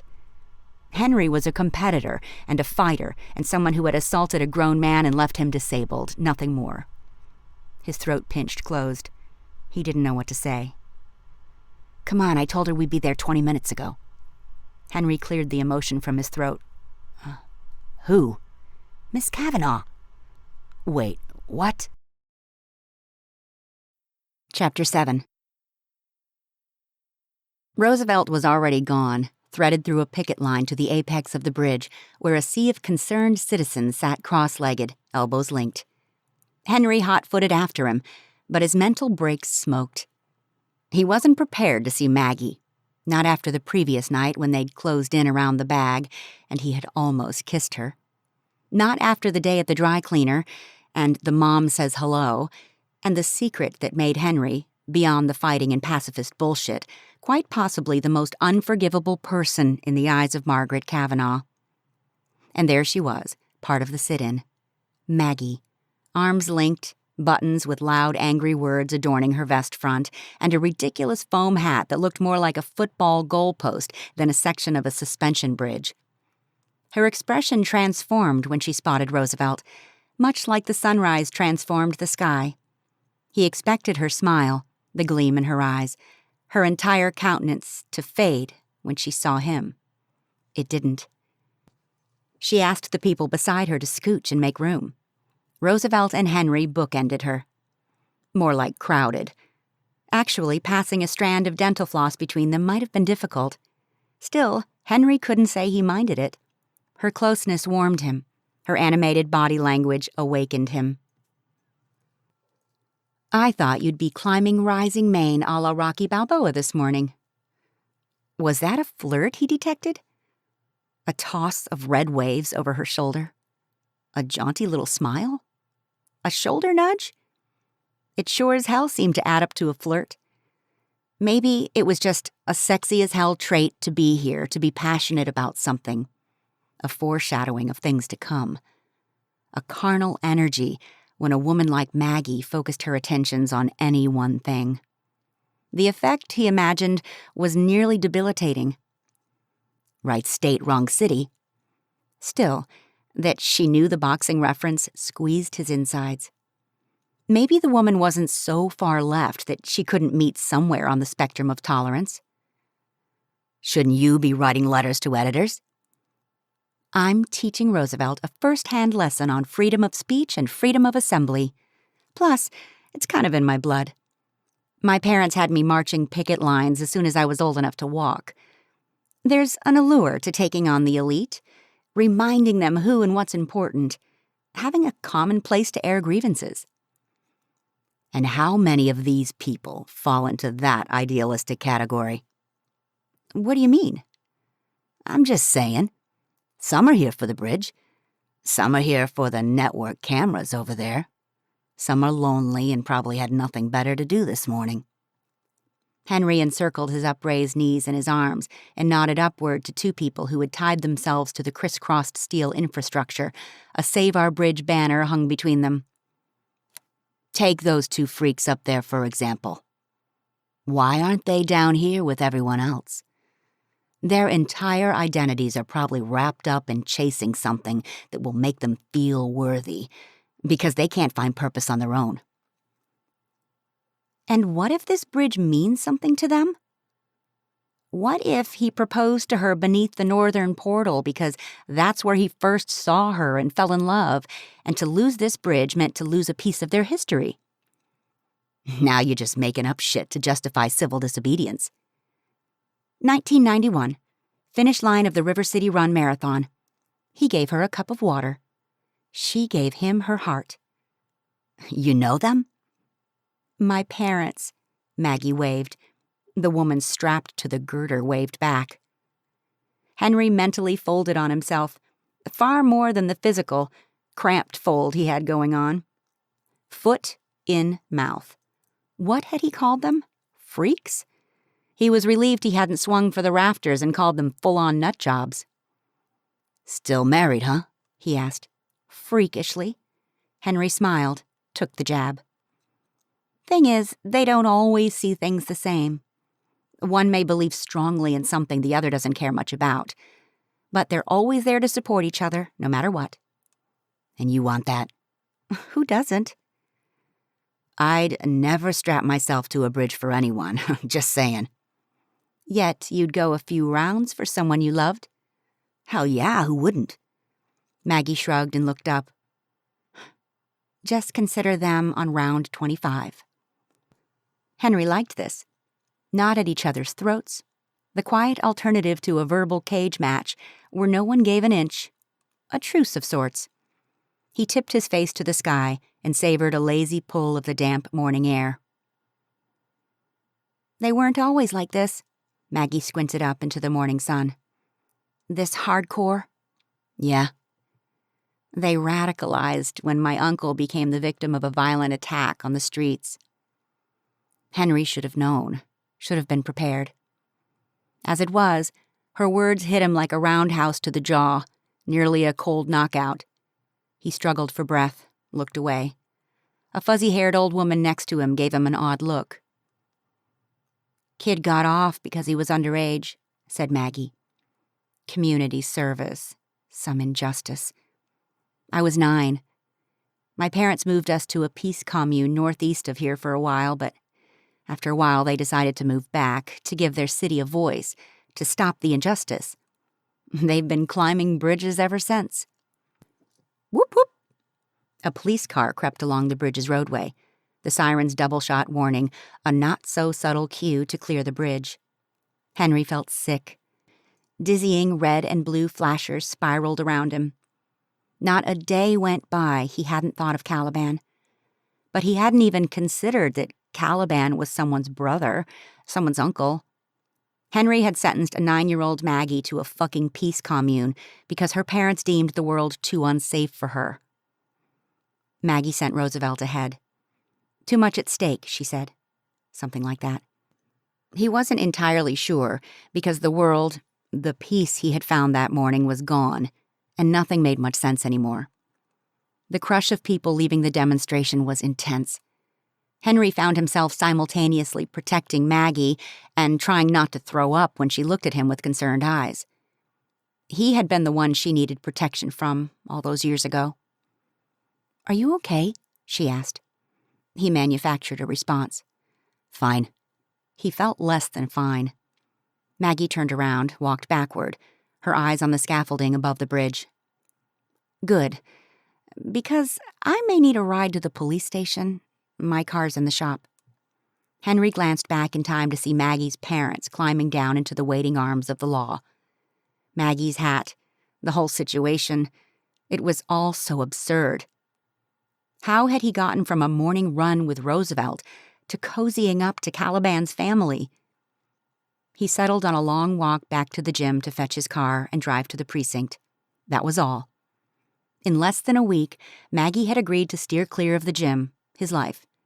In less than a week, she would move on with her numerous crusades, never knowing he had once been public enemy number 1. Henry insisted on waiting outside the station. Family privacy, he said. Maggie couldn't help thinking it was more. When they pulled up, he had stared at the building as if he expected a Pandora's box of zombies, or worse, glory-seeking bored activists, to spill from its glass and steel doors. Maggie never assumed Henry would become a friend. Didn't want a violent fighter as one, really. But she did hope their time on the bridge would help him look at her with a greater understanding for why she was the way she was, why she sometimes turned people off. Mostly, now he didn't even look at her. Maggie thanked him for the ride and bid him goodbye. She told him she could call a cab home. She didn't expect him to wait out what could be a long ordeal. Her parents never made these altercations simple. They always made sure to tell everyone on their way out of the holding tank, civil servant and private citizens alike, about whatever cause had landed them there. Maggie's savings consisted of the last 1,000 she had liquidated from her teacher's retirement account, which hadn't been much over 5 years. She had put the remainder of it toward the things the kids under her care needed: school supplies, shoes that kept out the snow, a nice suit. Her parents were never ones to save much. "I make less now than I did as a teacher, Ma," Maggie said, while her parents scooped their personal effects from 2 trays at the booking desk. "You can't keep calling me to bail you both out." Her father patted up beside her and kissed her cheek. "That's materialism talking, sweetheart. Besides, we'll pay you back. Always do." Though she appreciated the gesture, he brought the fishy stench of the Monongahela and a stale jail cell with him. "Tell that to my stomach when it's growling." As usual, her mother tossed in her 2 cents. "She's just sore, Oliver, because she's regretting her decision to leave the schools." "The true battle lines for the future, for sure," said her father. Maggie rolled her eyes. She could not have this discussion again. Her namesake, Margaret Fuller, was a social advocate for women's education in the early 1800s. Fuller's advocacy provided inspiration for Walt Whitman and Elizabeth Barrett Browning and Nathaniel Hawthorne, among others. A rather ambitious legacy for Maggie to follow.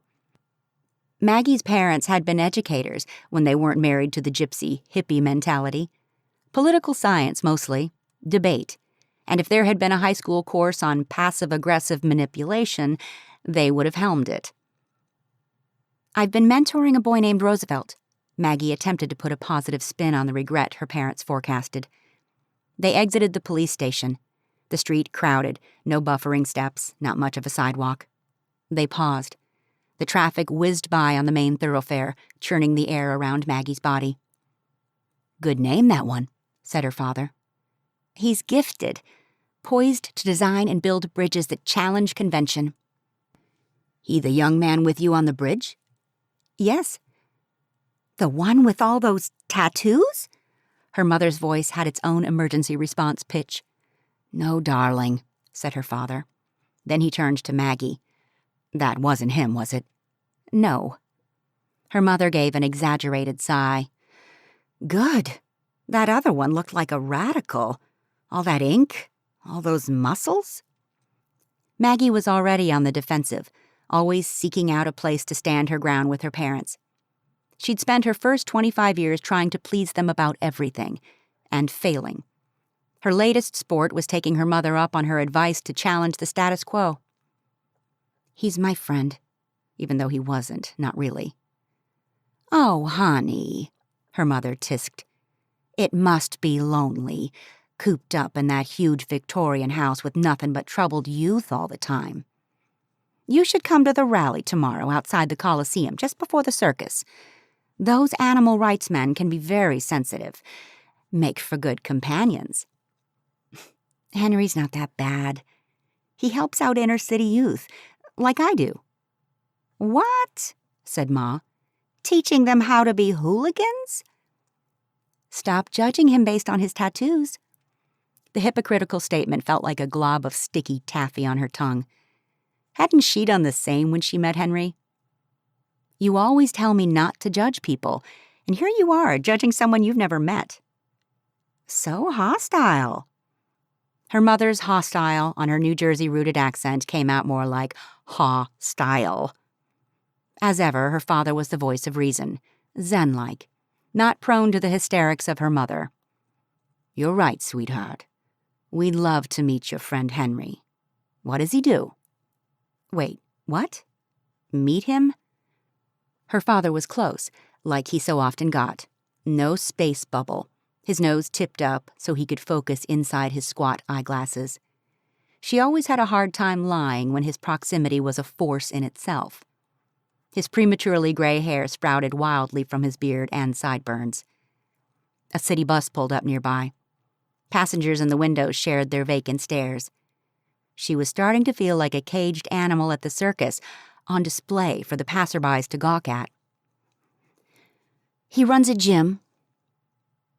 "What kind of gym? Jungle gym? After-school daycare? Physical therapy? What?" Her father's roots were showing now. Long Island. "Just a gym. He took over after his mentor passed away." Her father squeezed her in his stare. Lines at his brow crinkled. "There's something you're not telling me." Then he turned to Ma. "There's something she's not telling us.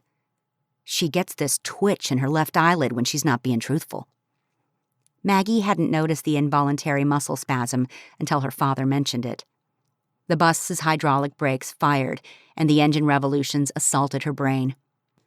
The bus pulled away from the curb. She waited until the loud annoyance faded. "I'm right here, you know. I can hear you." She felt cornered. There was only one way to back off a pair of social crusaders. Her pair of social crusaders. Shock and awe. "He's a mixed martial arts champion." "Aw, honey."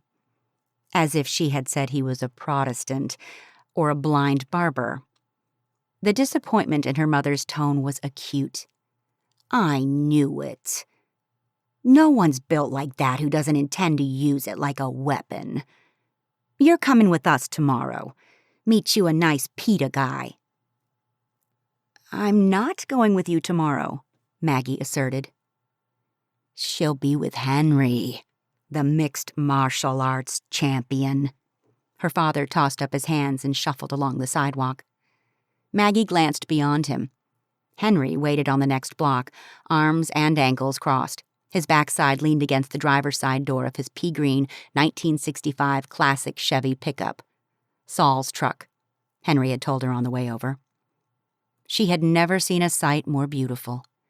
Except maybe the glassy green of Henry's eyes in the first morning rays as he sat beside her on the bridge. A smile reshaped her lips. One of his hands raised in a down-low wave that hit her straight in her solar plexus. No smile, but he had waited for her. "I'm leaving now." "I'll pick you up at 6 a.m., said her mother from behind. "Don't bother." She tossed a half-hearted kiss past her shoulder. "Love you both." Before she jaywalked, her first real offense in the presence of lawless Lorenz, in front of the police station no less, she thought she heard her mother's siren-like Jersey accent say, "Jesus, Mary and Joseph, would you look at that? He is going to crush her." Maggie wasn't sure to what Ma was referring. Henry's thick neck, his enormous hands, his fighter's mentality. But Jesus, Mary, and Joseph help her. In most of her fantasies now, Maggie held on to that very hope. They drove for 6 city blocks before Henry pulled into a delivery lane, shifted the old truck into park, and shifted on the seat beside her. She had ambushed his ears the entire distance from the police station. She knew it. The whole haven't taken a breath in 3 sentences thing Henry had already pointed out about her. He heard more about her struggles with wanting to please her parents, but needing to find her own identity, than any one person should have to. Except maybe her parents themselves, eventually. "Man, you are intense." Heat rose to her cheeks. She attempted an inhale. It was shaky at best. He sat sideways, his knee resting on the bench seat, his well-defined and colorful arm propped on the seat back. "Close your eyes." "What?" "Just do it." Normally, she'd be affronted by someone ordering her around. But she found that leaning into someone else's take-control attitude felt like a lifted burden. She followed orders. "Is this another glass vessel thing?" "It's better." She wasn't sure how that was possible. His vessel thing was pure gold. She had used it each night before she fell asleep, at least until she horrified herself with the image of 2 glass figures entwined, a tangled vessel of sexual pleasure. "Put one hand on your chest, the other on your belly." Maggie hesitated, peeked at him through slitted eyes. "It's biofeedback. We use stuff like this in training all the time." She did as he asked, felt stupid. "Now, sigh out your mouth. Like I said something to annoy you. Then close your lips." The fodder she could recall would fill the bed of his truck, and then some. She picked the whole land a punch on me negotiation because it had been such a blatant affront to her principles. She sighed and closed her mouth. That she knew he studied her lips made her self-conscious. She rubbed them together, wishing she had something slick on them, like tinted honeybee moisturizer, less of nothing, more of something not so plain. "Now push out your belly as you inhale through your nose. The hand at your chest is to keep it still." She tried, and failed. She tried again. "When you exhale, pull your stomach muscles in. Stomachs and diaphragms have a lot of space to move. Chests and rib cages and shoulders, not so much." Her hands undulated, a little like the swell of an ocean wave, the hand at her chest the sandbar, fixed, strong. The swell of her belly, a wave that grew more and more gentle the longer she practiced. Soon, her parents were no longer in the pickup, as they had been for 6 city blocks. She opened her eyes. The city swarmed around them, beyond the windows. Inside it was just them, the warm sun stirring dust motes, the quiet sounds of her deliberate breaths at his mercy. "Better?" he whispered. His gaze slipped low on her face, back to her lips. Made sense, because he had instructed her on when to close her mouth to master the breathing technique. But Maggie couldn't shake the sense that it was more. Not only did he master her breath, he possessed an invisible thread that drew them together without moving an inch. She nodded, her breath circumventing her lungs for an entirely different reason. "Maggie?" "Yeah?" "Stop me before I kiss you." Chapter 8. Maggie had debated animal rights and testing and the death penalty and euthanasia. Some of the most polarizing issues of their generation. But at that moment, she couldn't formulate a logical reason to stop Henry from kissing her. Right up to the end, she fought him. "No," she whispered against his lips. He hesitated. "I mean, no, I won't stop you." Slow blinks overtook him, as if he was already drugged by the premise, and had already made the decision and was just waiting for her strong, opinionated mind to stall his intent. When it didn't, his lips met hers and backed away, dancing like the footwork of two opponents in a match, advancing, evading, sampling. She imagined, his kiss to be commanding, the way she had seen him take control in the ring and never let up until his opponent surrendered. She expected a wide hand threaded into her hair and held in place, relentless, fearless. She expected a fighter's kiss. Instead, Henry's kiss was steady, strong, patient. 0 tongue, but on the 10-point MMA scoring scale she had Googled, a perfect 10, because it would have been a grappling takedown had she been standing. Jello knees, KO'd dizziness, heavy breathing. She engaged her belly breathing in time to sense him pull back. A shadow crossed his eyes. He yanked the truck's gear shift into drive and pulled out into heavy city traffic. For the remaining 6 blocks back to the south side, nothing but radio static. Maggie felt bruised from the inside out. If staring was his secret weapon in the cage, Maggie was fast learning that silence was his greatest defense in all the ways outside the cage that really mattered. 1 block north of Saul's gym, they saw the flames. Henry had barely shifted his truck into park, right in the middle of the street where everyone else had stopped to gawk before he was off and running toward the gym. He left his truck idling, his door ajar. Sirens wailed from a distance. His entire body was lodged inside his throat at the idea of losing everything. His new equipment, the old equipment he'd trained on when he was 16, everything of Saul he had left. Flames licked the gym's southeast corner from below. Windows in the vacant Asian market had been busted out, the thickest smoke billowing through the spidered glass. He scanned for the closest fire plugs, helpless, wanting to summon the fire trucks faster, direct them before they had time to waste time assessing the situation. Henry turned and searched the street. His truck was no longer there. Maggie had slid over to the driver's seat and parked it at a distance. All he may have left of Saul. God damn it, where were the fucking fire engines? He should have been here. This wouldn't have happened if he hadn't been pussyfooting about on a fucking bridge, playing protester and grab-ass outside police headquarters. That morning, he suspected Maggie was a mistake. Now he knew that was the case. She waited until the brigade was in place, the fire mostly out, before she approached him. His entire body felt tense, coiled, decimated.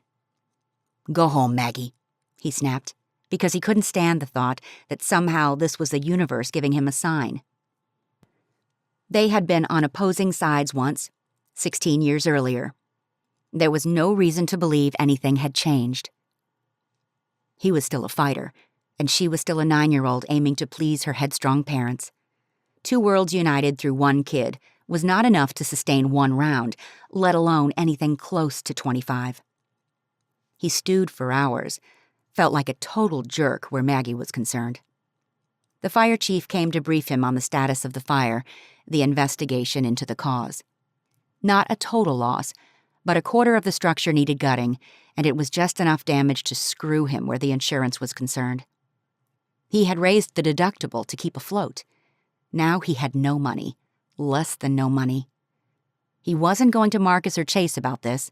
They'd tell him fuck no, that this was his sign from the universe, that they'd been right all along. The only way he could raise that kind of cash fast was to enter the cage again. Take his manager up on arranging the vaunted fight that never was. Henry picked his way through Saul's office. Most was salvageable. The smoke and water took the corner items. He studied Saul's coat rack, what was left of it. A wave of self-pity washed over him at a ripe memory. Saul hanging one of his many hats on that rack every fucking day, saying some shit about how hats got a man noticed for something other than being bald.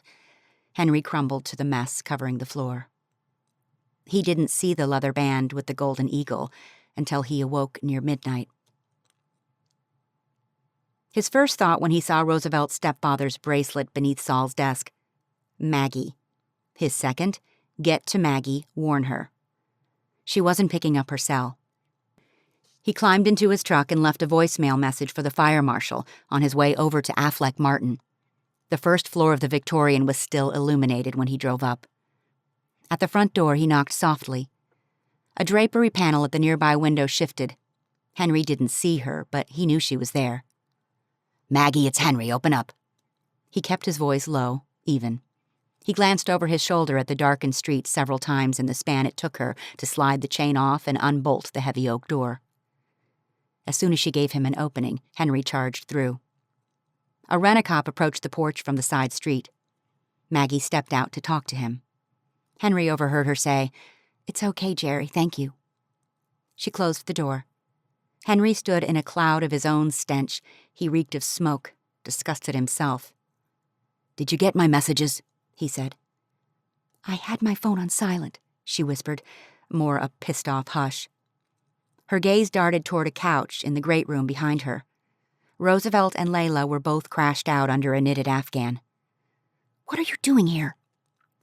Her hair was tousled and mesmerizing in its capacity to hold such defined, sleek curls after everything they'd been through that day. Her words were relaxed, as if he had pulled her from sleep. When she wasn't stirred up like a hornet, her features were nice, pretty.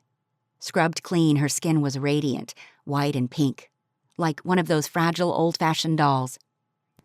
She wore pink flannel pajama bottoms, a hoodie draped loosely from her shoulders, and a plain t-shirt. Her crossed arms lifted her breasts that moved too freely beneath the cotton to be inside a bra. He imagined how they would move inside his hands. He twitched fucking hard at the thought. He knew this all, of course. Had caught himself in his truck in a moment of curiosity, weakness. In the mile and a half it took him to drive her back to the South Side neighborhood, he had reasoned the kiss away as loneliness. It certainly wasn't the first time he had seized an opportunity handed to him by a vulnerable woman. But this? Damn it. The temptation hadn't gone away. If anything, he wanted more. So he thought of Caliban. Enough to ice his dick right there. Henry pulled Maggie aside, away from the great room and the sleeping siblings. "I think Roosevelt's stepfather set the fire." Her eyes went crazy wide. "What?" "I found evidence at the scene." "Do the police know?"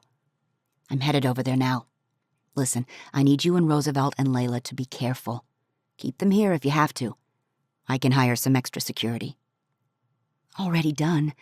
The director said the boys reported some strange things in the past 24 hours. Someone watching the house, approaching them as they got off the bus, asking about Roosevelt." Henry's brain throbbed. He stalked off to give his body movement, preoccupation. "Why didn't you tell me?" "Shh." She glanced back at Roosevelt and his sister. "Why didn't you tell me?" Henry repeated, not much of a whisper at all. He was pissed. Containing the what-if fear took more than he had left inside him right now. "I thought you'd go all cowboy vigilante. Roosevelt told me what happened at his house." "Just words, Maggie, that's all." "That why Layla gave us an animated recap? Your hands at the man's throat? All that? She thinks you're Batman. Some dark knight who dishes out justice, come to save her and Roosevelt. Only I can't seem to bring myself to tell her there is no justice in the world." How had his mission to warn her warped into something close to shame? It was his opening. Perfect time to tell her the truth. Well, not perfect. He should have coughed up his connection to her uncle the first time she came around the gym after that Sunday morning. He should have taken the opportunity to come clean, ended any chance at them ever being more than just casual acquaintances. But her eyes had rounded into exposed pools, stripped of the veneer of toughness, real and imagined. Henry stepped away. He needed the space to think, to gaze upon something not her.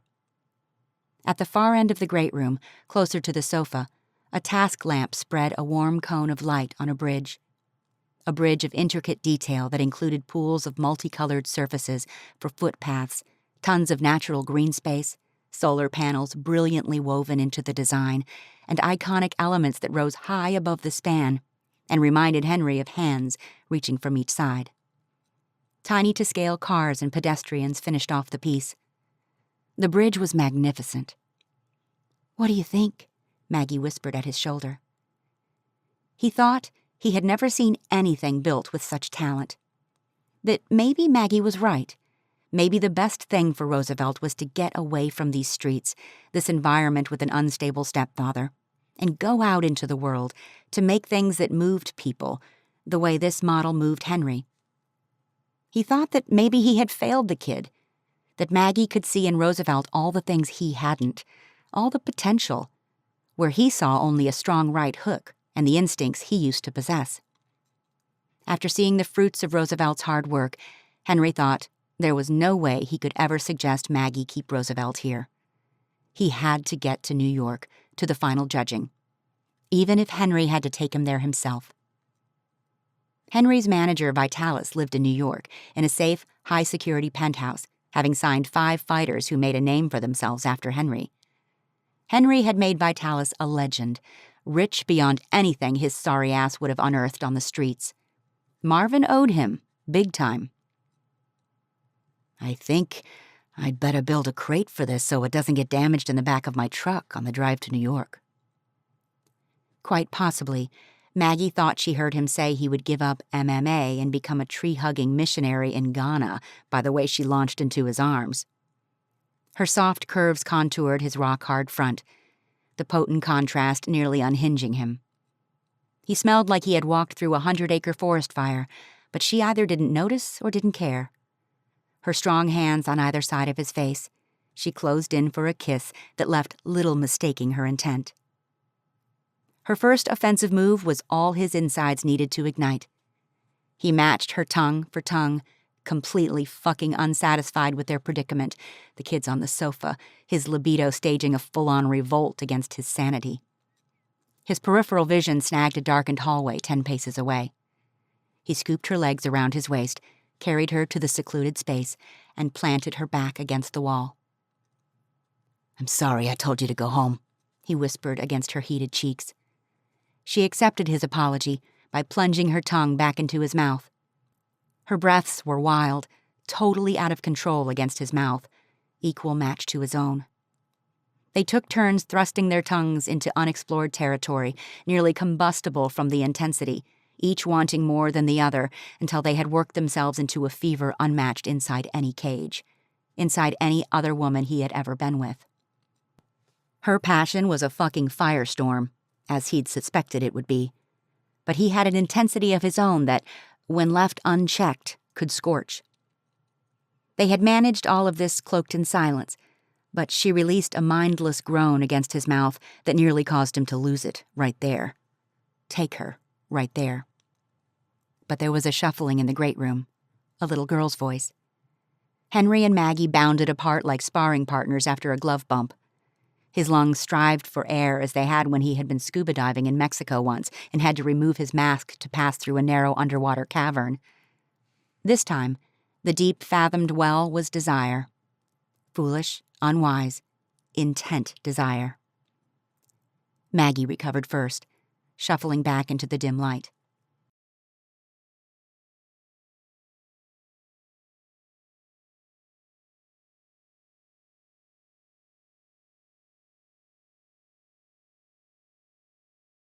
Christ, what the fuck was he doing? The stupidity of it all. Of messing with a woman who would crumble at his secret, at who he had been, nearly knocking what little wind he could recover right back out of him. "Hey, sweetheart," cooed Maggie. "What's wrong?" "I had a bad dream," said Layla. Maggie scooped the little girl into her arms, as natural as if the girl were hers. She was sweet with kids, as dedicated as they came, as evidenced by her ball-busting tirade about her motivations to work the inner city. His brain, still untangling from his hard-on, projected her into the future, with kids of her own, holding picket signs on bridges and sitting outside the octagon cheering him on. Never fucking happen. Ever. Not pacifist Maggie.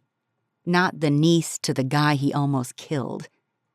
Not the guy who raped Justice out of her progressive world. I gotta get to the station. Henry brushed past them to the door. He heard Layla say something about Wallace. He didn't stay to decipher the rest. Chapter 9. While Roosevelt took a turn with Henry inside the octagon to celebrate finishing the bridge, Roosevelt's choice, Maggie cleaned what she could of the gym's corner impacted by the fire. Henry told her not to, that it wasn't her responsibility, but she inspired the kids in the gym that evening to help. Soon, between the old-timer boxer friends of Saul hanging heavy plastic tarps from the rafters to cordon off the more severely damaged areas, and everyone else spending their training time wiping soot off all the equipment, polishing windows, and scrubbing the floors, the gym was largely back in order. She hadn't attacked Saul's office. Henry had quietly insisted that space was off limits. He had a strange, almost savage attachment to the space, like a grieving widow who kept her husband's closet the same as when he had been alive, down to the dirty socks. Maggie suspected it kept Henry from moving forward, especially since he had forfeited his own apartment to bunk down on Saul's office cot. Still, she respected his wishes. Cal, a boxer who had been around since Saul's days, settled beside Maggie. He handed her a paper plate with a few slices of sausage and cheese pizza Henry had ordered for the cleaning crew as thanks, then dug into his own dinner. He had a face like a bulldog, pronounced jowls and all, but he had the demeanor of a teddy bear. "Tell me about Saul," said Maggie. "What do you want to know?" Cal spoke slowly, deliberately. She knew Cal had been a boxer. He told her so when they had wiped down floor mats. She felt awful attributing his speech delay to perhaps too many blows to the noggin. Instead, she settled into his slower pace and cadence, found it relaxed her. What was his relationship to Henry? Suppose as close to a father as anything. Saul was a religious man. Turned many boys here into good men, decent men. A revolving door of philanthropy he felt called by God to do. But Henry, there was always something special there. Henry has his way. Saul's contributions won't be forgotten. He always wanted to paint a mural of him on that far wall over there, fill it with quotes. Saul was always saying something worthy of a book. Should have been a preacher, I suppose. Henry never got around to that mural. Never enough money to fix this place up the way he wanted. Where does the money come from? Donations, primarily. Lots of professionals come in here when they spill out of them high-rises a few blocks away. Bankers, CEOs, surgeons. Don't want to mess with them gyms in the suburbs. Fancy equipment, no heart. All the training they need right here with a champ. Rest of it come out of Henry's winnings. Poured darn near everything he had into keeping this place open, so the kids would have a safe place to go after school. Place to keep them on track. Kids gotta toe a straight line to get in that door. Henry won't have it any other way. Same as Saul. They watched Roosevelt and Henry in the cage, Henry teaching Roosevelt defensive moves, ducks, fist positioning near the temples, shoulder placement, and Roosevelt being a captive student of the discipline, much like all other subjects. Cal munched on his pizza for a bit, then added, Henry could have been out defending his title, racking up endorsements. Hell, he even got an offer from Hollywood to be a body double in an action film. All of that fell by the wayside when Saul took ill. There was no question after that. Gave it all up. Hired the best nurses, round-the-clock care, but still insisted on doting on him and running the gym. Took him ringside at Madison Square Garden in his final days. Ain't no way Saul was going, but on his terms. The pizza soured in Maggie's stomach. She had cast all fighters into the same cage, driven by nothing but an unquenchable desire to prove toughness, some inflated sense of ego driven by society's narrative of the ideal alpha male. But Henry was not all fighters. He had sacrificed at the pinnacle of his dreams. He had remained loyal to those who helped him achieve success, to those he loved. Her gaze drifted to the crate he had constructed in the corner. Not simply a man of words, but of action. Could someone who spent her days on protest lines say the same? Henry sat in Saul's office, Maggie's bag in hand. She had left it behind when Cal offered to drop her and Roosevelt back at Affleck Martin. Henry knew he had to get it to her, but mentally, it was like preparing for an epic cage match against himself. Kicking his own ass for not telling her his secret seemed preferable to chancing what happened in that hallway occurring again. He didn't like the loss of control he had around her. His usual instincts and methods of containment were powerless against her. Since the truck encounter, he had tried to puzzle out why. He was no stranger to the onslaught of beautiful women, hard, fit women who appreciated the athleticism and grueling dedication required of people who rose to fame in his sport, women who wanted him simply because he stepped into the octagon, inside the lights and the crowds. He turned Maggie's bag in his hands. Woven, probably made from dried hemp leaves, some shit, with a lime green peace sign stitched into the fibers. In those stitch lines, reminded of her essence, Henry had his answer.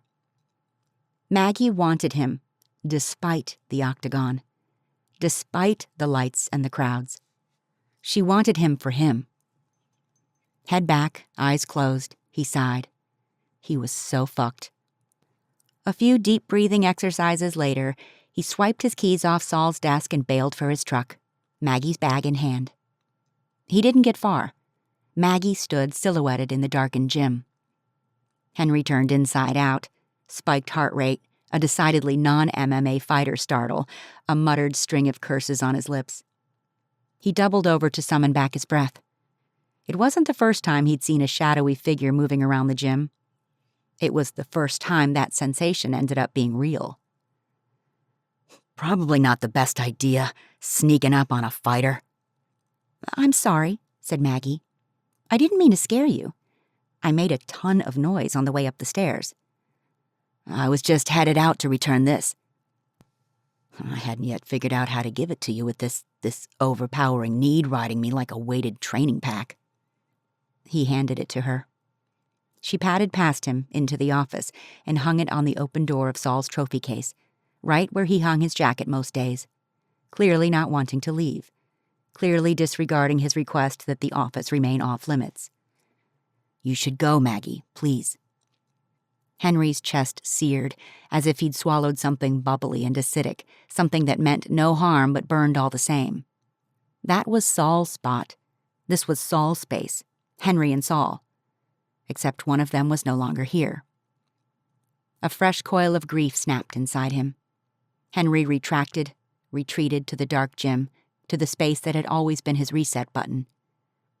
In the full moon spilling through the freshly scrubbed windows, the bags hung like bodies, still, resting, already gone.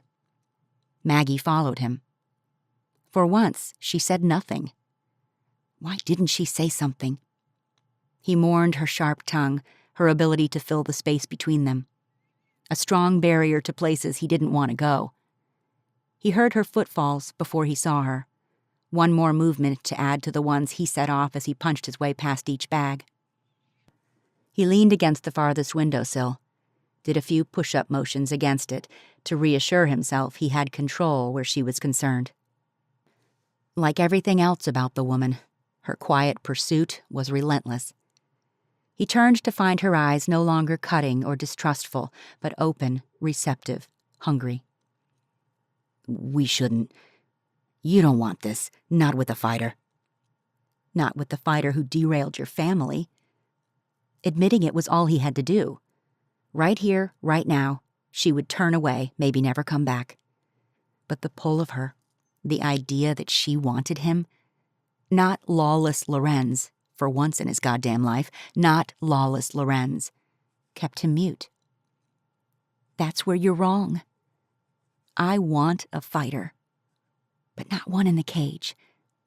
I want the one who takes kids off the streets, the one who is so driven to help others that he gives up his dream, the one who doesn't make me feel bad about my choices because he's always made the right ones. Maggie. Now was his chance to tell her the truth. Strongest fucking middleweight for 2 years, and he was powerless to stop what was happening, powerless to speak. The inevitability of it all pinned him in place, his back against the cold window panes, her body slinking toward him. She believed him to be good. She believed in him. For once, that felt noble, freeing. She saw him as the man he wanted to be, the man he could never be because of that mistake when he was 16. For once, he wanted to be that man, worthy. Why here? The place she had always held such hostility against. He didn't understand it. You hate this place. I don't like the idea of it. But ideas are meant to be challenged, to evolve, to grow past judgment. I can't think of a better place for you to let me inside your world. His entire body itched with want. He spread his legs to accommodate his growth, damn near pleasure's razor edge of pain, as if the body-mind connection had tipped wildly out of balance. She stepped into the space of light, the moon so impossibly bright it rivaled the spotlight of the octagon. Everything in your world. She glanced back over her shoulders, both sides. I want to experience it all. Sorry, readers, here's where we fade to black due to YouTube explicit content guidelines. If you dream for the steam, you'll need to take a look in the book. Another awareness replaced the first. This would be his last intimacy with her. He knew this as certainly as he knew he would never find a woman as genuine, a woman who reached his true passions, the parts of him that had nothing to do with what happened inside the octagon. He curled behind her back to his front, and whispered affectionate assurances in her ear, because he couldn't push the full depth of his voice beyond his tight, grieving throat. He meant every word. He just wasn't sure she would ever accept them again. Chapter 10. Maggie awoke before sunrise. Inside the octagon, under a soft cotton blanket she didn't remember cuddling beneath, her arm around Henry's naked midsection. She pushed her hair aside and burrowed her face against her upraised arm that she had used for a pillow, content to stay beside the delightful heat island of his body and reminisce about their sexy uses of his gym equipment. In their multiple rounds of lovemaking, they had even revisited the punching bag, though the punches were of a different variety. She had gotten off on it, just the same. In those first quiet moments of consciousness, she puzzled through how she came to be here with Henry. She didn't want to admit to defiance of her parents, her assertion of independence that she should have made years ago as a grown woman, or the allure of the bad boy when she had only ever been good. Maggie settled on the anomaly of the man beside her. Sure, he was a fighter, but his best fights had not come inside a cage. He fought against poverty and circumstance, things that held meaning far past the few minutes that comprised a match, things she was intensely passionate about. Her few previous relationships had died because she burned too hot about too many things. With Henry, the heat was matched. Maggie slipped from beneath the blanket, careful not to wake him, and fetched her shirt on the way to the restroom attached to the office. A pink glow, the first full contact of daylight, warmed the gym's industrial ceiling. A desk light in the office lit her way, past the mess Henry had yet to sort. She took 5 minutes in the tiny bathroom, washing her face, buttoning her shirt against the morning chill, using Henry's toothpaste and her finger to freshen her mouth, noting the pink patches on her body where his scruff left a mark, and smiling at how they came to pass. Lingering in the office long enough to dig in her bag for something to apply to her kissed raw lips, her gaze snagged something on the desk. Initially because the green file folder stood out in a sea of plain paper, Then because someone had written a word that looked close to Caliban with a fat black marker on the raised label. She blinked, sure she had read it wrong. Caliban or calculations or callbacks or something urban-related. But the more she closed in on the word, the more it cemented in her mind. Caliban. Chills spread along her arms and pooled at her neck. The cool morning, nothing more. She glanced beyond the office glass to the gym. All was quiet. She was alone. Maggie opened the file folder. Her mind was unable to sort the paperwork.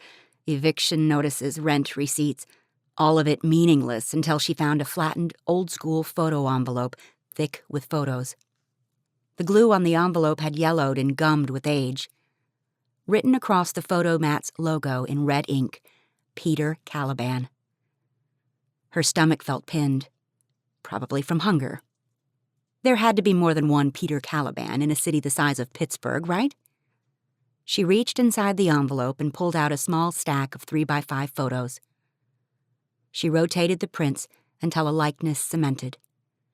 Her uncle's likeness, but younger. Photo after photo, all vaguely stalkerish because they were taken at a distance, the subject unknowing. There was no mistaking her uncle's ginger hair and beard, his distinct Caliban nose, the skeletal appearance of his deep-set eyes, the gnarled set of his leg. Maggie dropped the photos. "What are you doing?" Henry's voice reached her from the doorway, alarmed and strong in the morning hush. His sizable frame, naked but for the cotton blanket around his waist, filled her exit. A stab of guilt pierced her navel. She quickly forced it back to whatever misguided place it originated. Sure, she had snooped, but Henry had a file on her disabled uncle. "I should ask you the same." She smacked the file folder closed and lifted it. "What is this?" Henry gave a heavy sigh. Eyes closed, he leaned his arm against the doorframe and tapped his forehead against it while she tapped herself out of patience. "Henry?" She hated the pitch of her voice. Her threadbare desperation telegraphed in that moment. "I'm the one who beat your uncle that night. The kid who got off because he was underage." One low throb of disbelief centered in her chest and radiated ripple-like through her body. A heavy rock dropped in calm waters. She stepped outside herself, two of her existing in the same place and time. The strong, pushy broad issuing a sharp-tongued, "What?" and the 9-year-old girl inside who just learned her enduring fear of living in the city, that the man who had harmed her uncle would do the same to her. The one she had rationalized away as she matured was justified. She had nightmares about the faceless monster. Now, she had fucked him. Maggie backed away, tripping over boxes and a half-dozen items stashed on the floor. "Maggie, wait. Let me explain." What kind of sick bastard keeps a file on the victim he almost killed? Her words scorched her own ears. Skin at her face and neck broiled, breaths became erratic. "Saul kept the file. I didn't know until recently. I was trying to help your uncle." The absurdity of his words triggered a ripe sarcasm deep within her. "Help him? Help him? He's had to piss into a fucking catheter since that night because of blunt force trauma. His knee tendon was snapped, but without surgery, the cartilage built up, made it worse. And don't even get me started on his hearing loss or his back." Maggie paced, mostly because Henry blocked her from leaving, but part of her needed one final truth. "Did you know that he was my uncle?" Henry nodded. His admission must be what a punch to the gut felt like. Sharp and localized, diffuse and all-consuming. A sting to the soft tissue, a ricochet to the heart. "So, what? You have sex with me out of some sick curiosity? Some pathological need to keep insinuating yourself into his life?" She found her voice again. The one that didn't give a shit if she hurt him like he hurt her uncle. "My mom was right. No one looks like you, unless they intend to hurt people." She grabbed her things and muscled past him. He didn't even bother to put up a fight. Roosevelt told Henry where he could find Maggie. Kid didn't know the half of what went on. He just knew Henry had hurt her. He told Henry he hadn't seen tears like that since his dad got a hold of his mom. Henry explained that it was nothing like what he thought, that he needed to find Maggie to make it right. But the visual the kid summoned made Henry feel lower than his stepfather, lower than scum. Reluctantly, Roosevelt scratched out an address on a slip of paper and gave it to him. Said she had taken him there a few times for family dinners. Henry knew he would be up against her parents. He sat in his truck outside Affleck Martin and weighed his next move. Her parents had such a stranglehold on Maggie, he felt the sting of a lost fight before he even started. Explaining to her the rest of the story might make him feel better. But he couldn't be sure it would ease her anger. Mostly, he just needed her to understand he was no longer the person who hurt her uncle all those years ago, though he wasn't sure he believed it himself.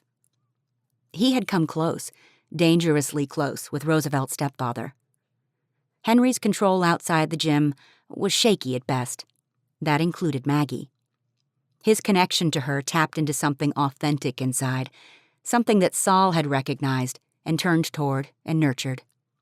If Saul could see his worth, even in the face of harsh truths, couldn't Maggie? On the way to the city's north side, Henry talked himself out of the drive a handful of times, and back into it just as many. He pulled to the curb in front of a tidy, powder-blue bungalow-style home nestled in the kind of white oaks and maples that canopied the neighborhood in perpetual shade. So very different from Roosevelt's home. So very different from the home in which he grew up. The lawn was blanched of its green summer hue, trapped under a layer of crisp autumn leaves. But it was shorn even, few weeds, straight-up blades at the sidewalk. Henry's boots crunched a path to the front door. At the second drop of the heavy knocker, Maggie's mother answered. "You're not welcome here," she said, her hee-haw not at all local. Maggie was the younger, spitting image of her mother, but for the high hair and the displaced accent.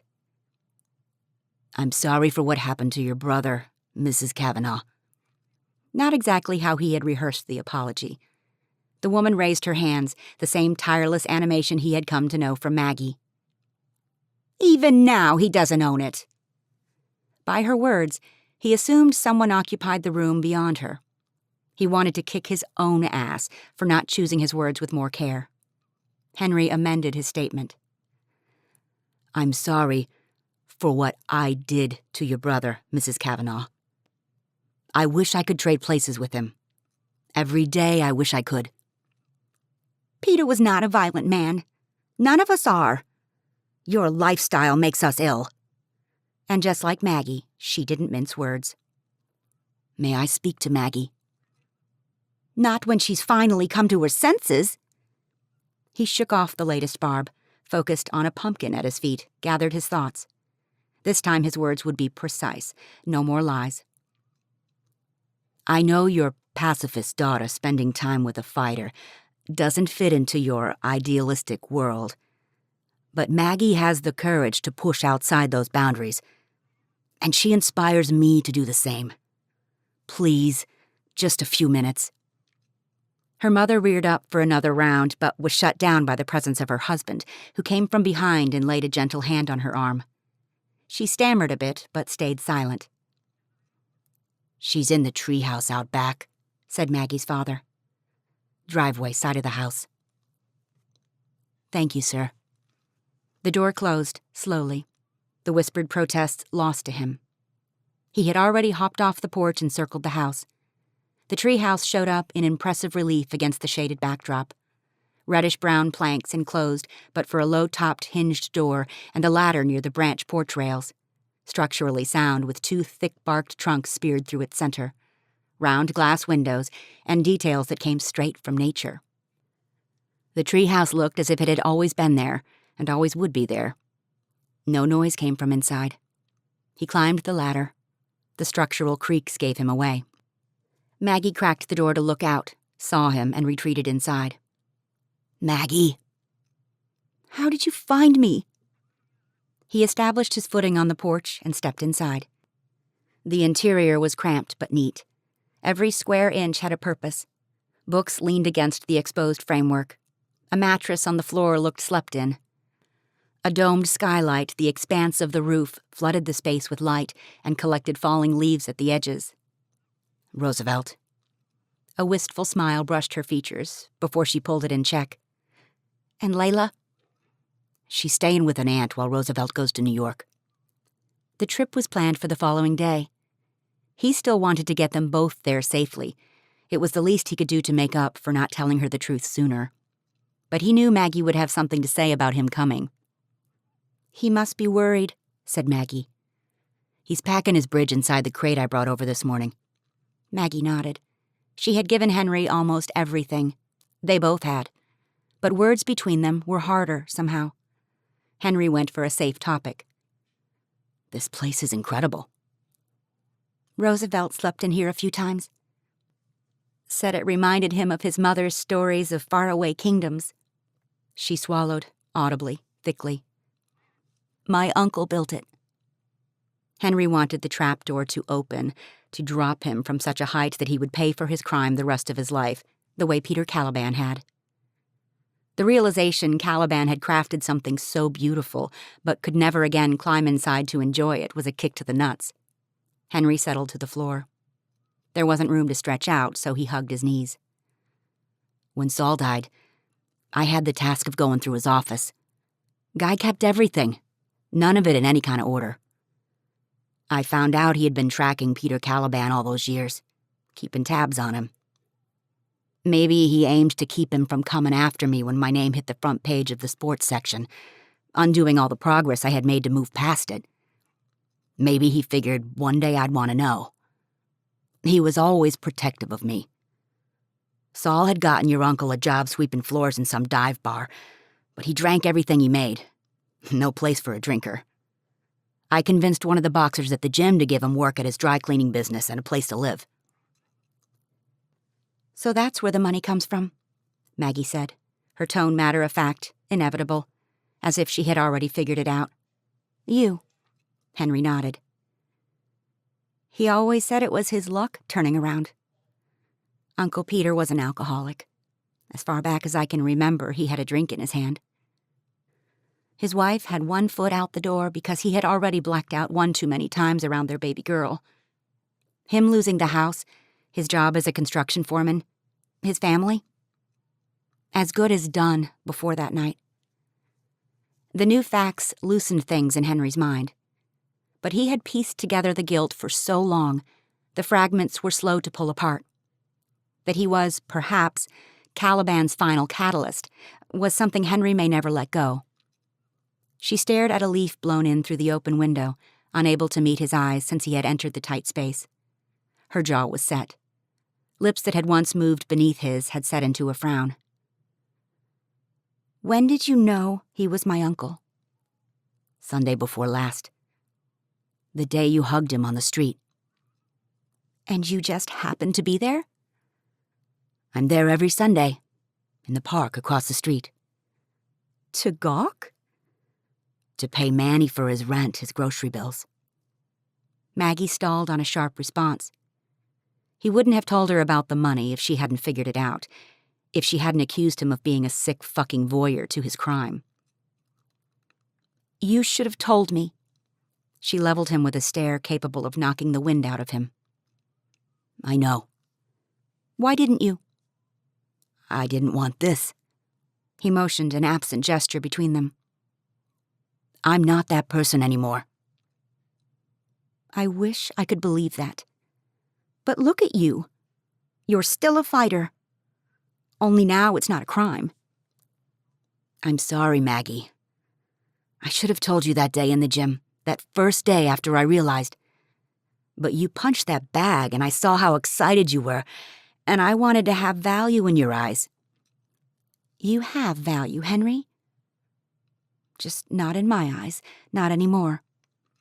A gust of wind stirred the overhead leaves into a spiral, battering the skylight. Once upon a time he had taught her how to calm, to put the mind at rest, to breathe through adversity. Now he couldn't remember himself. He stood, half expecting her to stop him. She didn't. I'm still taking you both to New York tomorrow. His voice was not his own. He cleared the squeeze from his windpipe halfway through his declaration. That's not necessary. Cops have yet to track down Devontae Howard. So in my mind, yeah, it's necessary. Even if you can't stand the sight of me. I have to know you're both okay. He had to leave, to end her chance to protest. But there was the cramped space and the trap door and the ladder, all conspiring to give her time to say no, to dash his hopes that on the 10-hour round trip and all the time in between, he could change her mind about him. She knew him now, knew all of him. On some level, the relief was palpable. He still had so far to go. Henry? Past the tree's base, he had almost reached the driveway.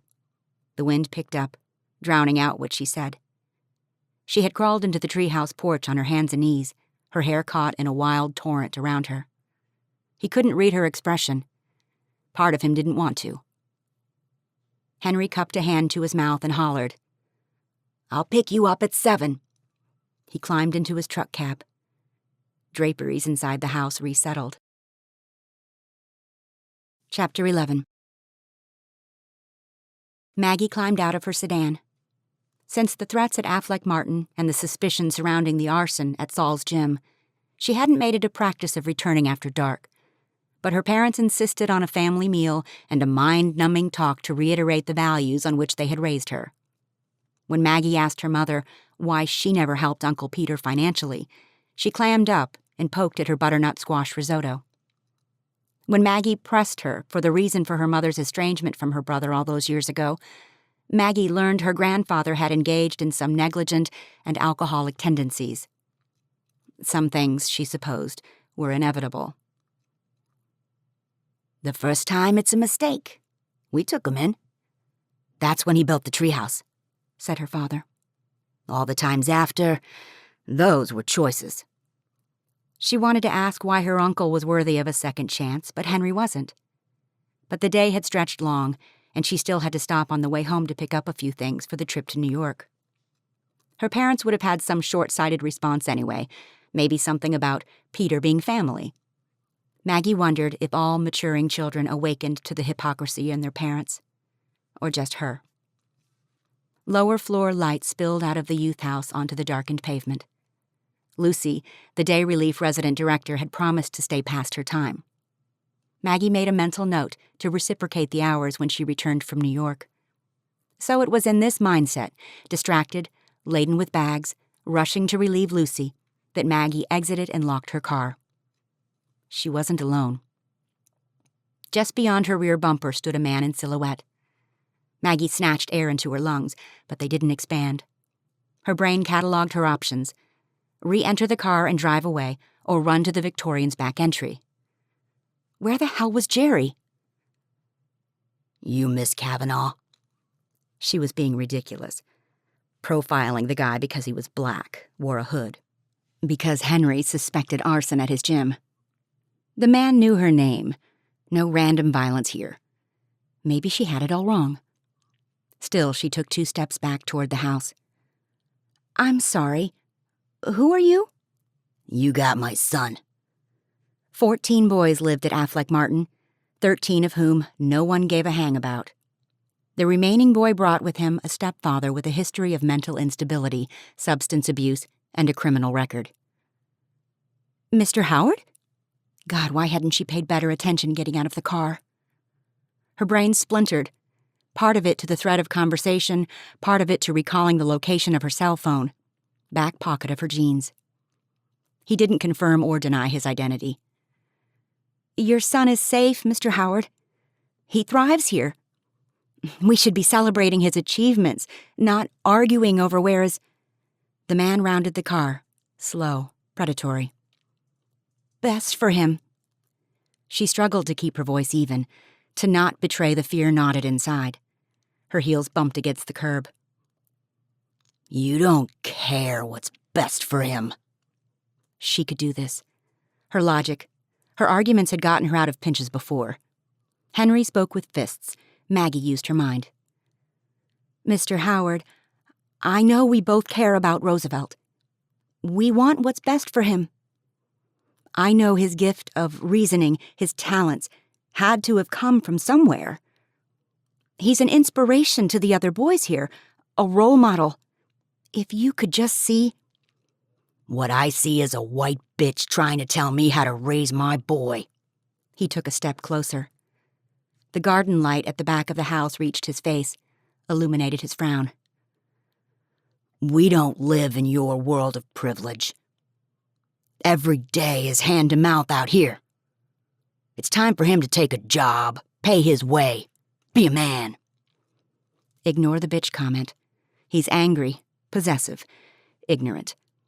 She stepped up onto the sidewalk, chanced a fast glance over her shoulders, slid her cell from her pocket. Damn it, where was Jerry?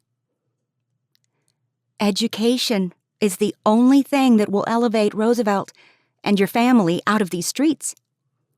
Her point lit him. His arms gestured fast, livid. The words came rapid fire. "Who says we want out? That's the white mentality coming in here telling us what to think." Reason wasn't working. Go now, run. For Roosevelt, she had to try. Wasn't she always telling him that courage meant moving beyond fear? Statistics show college graduates double their annual income over high school dropouts. It isn't a white mentality to want the best for your children. It's economics, Mr. Howard.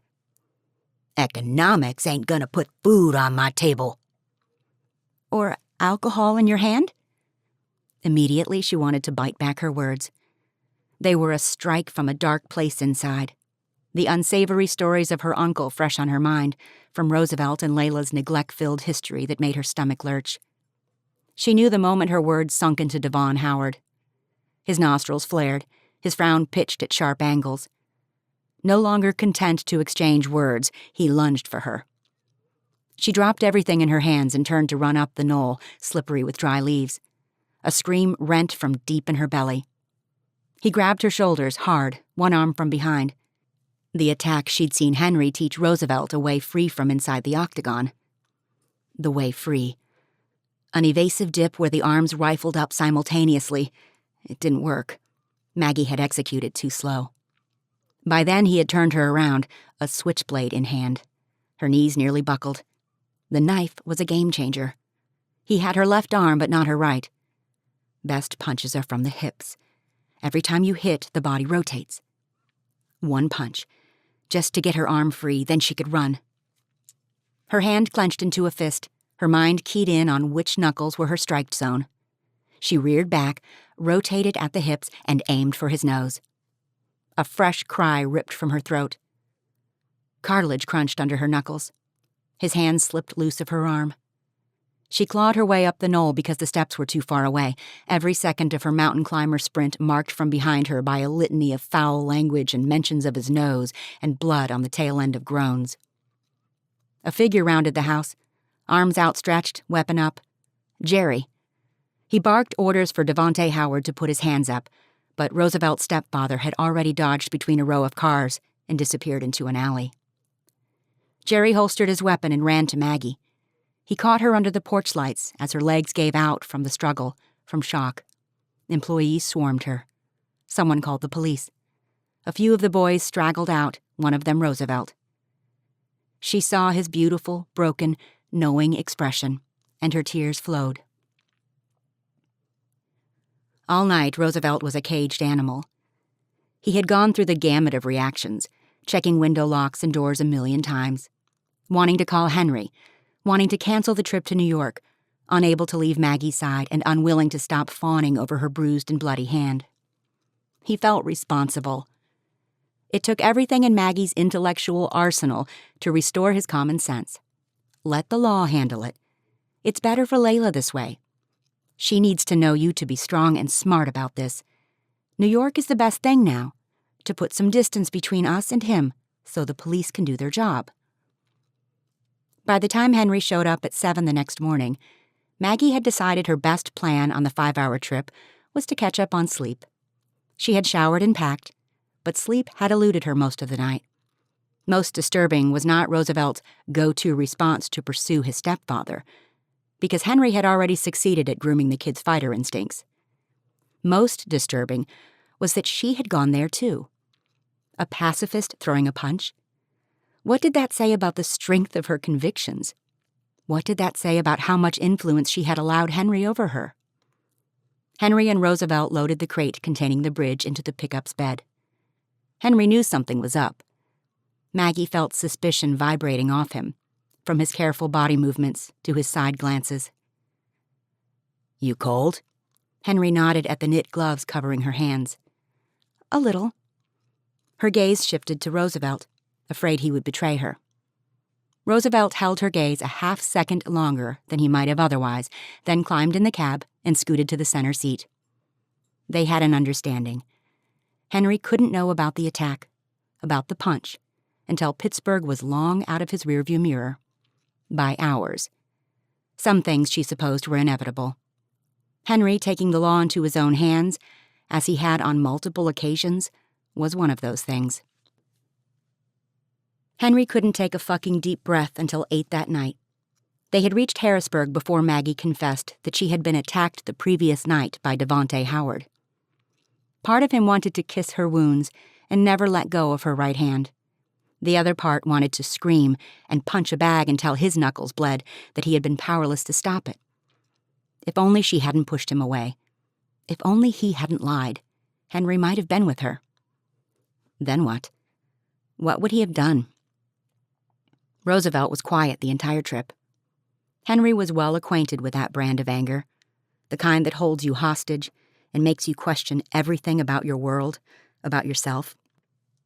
Securing a spot in the university exhibition hall and setting up his bridge gave the kid something else to focus on. By dinner time, his demeanor had relaxed. Vitalis's boys helped. They were 20 and 14. Roosevelt split their ages and interests, but they all agreed on one thing. A virtual reality gaming experience and unlimited New York pizza was a necessity on his first night in the city. Kid deserved to blow off a little steam.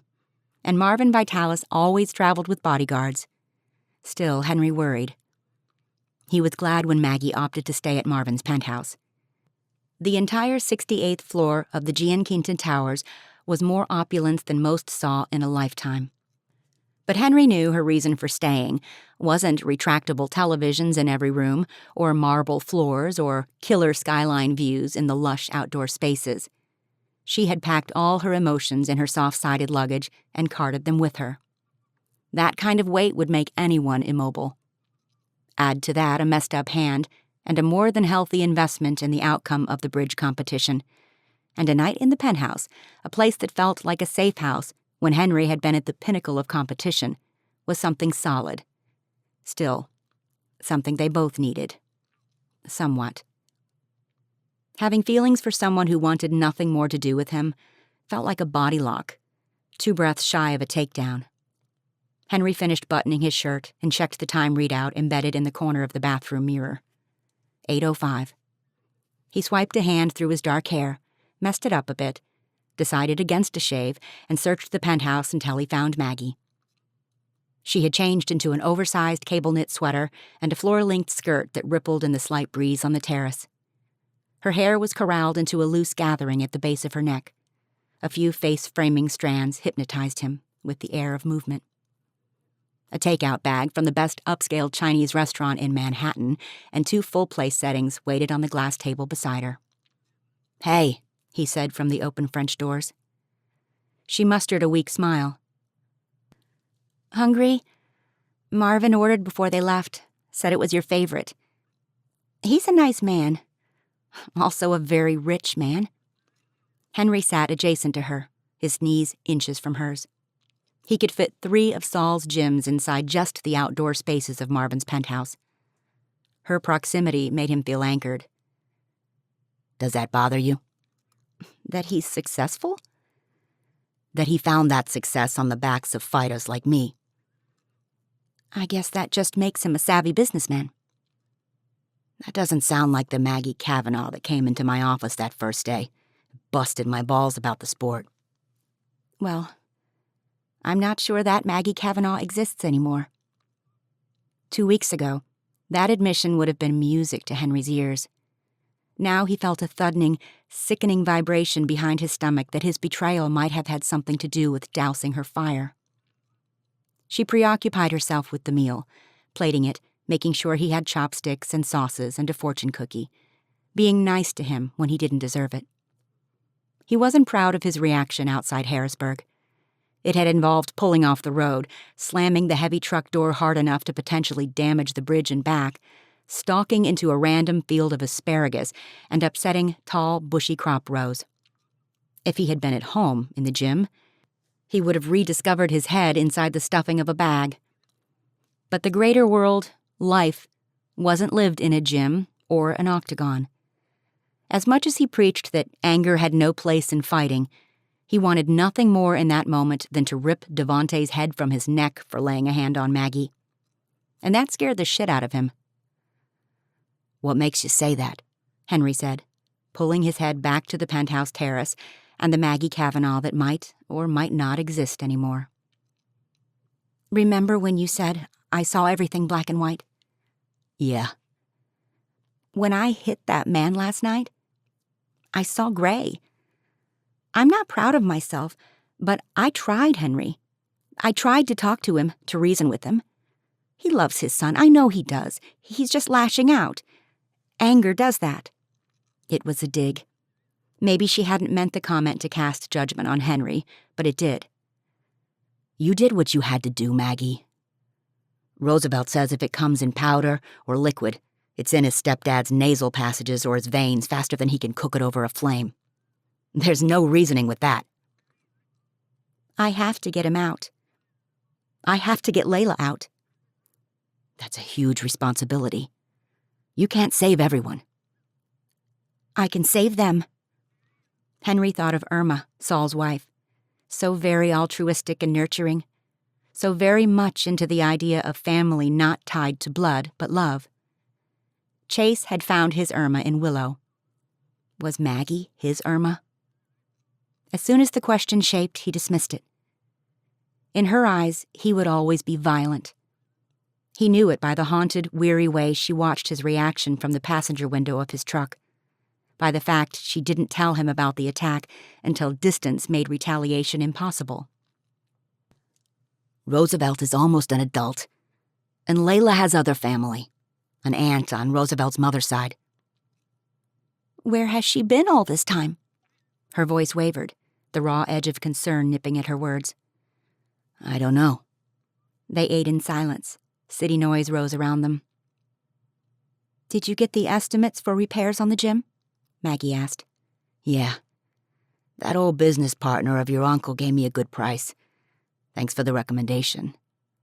Still more than I can afford." "Is that why you're fighting the day after tomorrow?" Henry popped a rice-wined sautéed prawn into his mouth, gave him a chance to think. "Who told you?" "In addition to being nice and being rich, Marvin also has a big mouth. And Cal told me you've been training extra. That why we're here? To fit into your fight schedule?" "It just came together is all. No plan. Another fighter backed out at the last minute. Promoter already had 20,000 tickets sold." "There are other ways, Henry." "I'd like to hear them. Investors won't take a chance on me because I'm a high insurance risk. My reputation goes south. I get my head bashed in. Jim goes down with me. No one gives a loan to a guy with nothing more than a high school diploma. And my best friends won't back me because they're too far removed from the place to summon anything close to give a shit." "Business isn't about emotion. It can't be. For starters, it's no longer Saul's gym. It's yours. Having the name of a 2-time middleweight champion tied to the business would draw sponsors. And you have a wealth of experience in the boxers who once frequented there. Imagine the mentorship, the caliber of one-on-one instruction."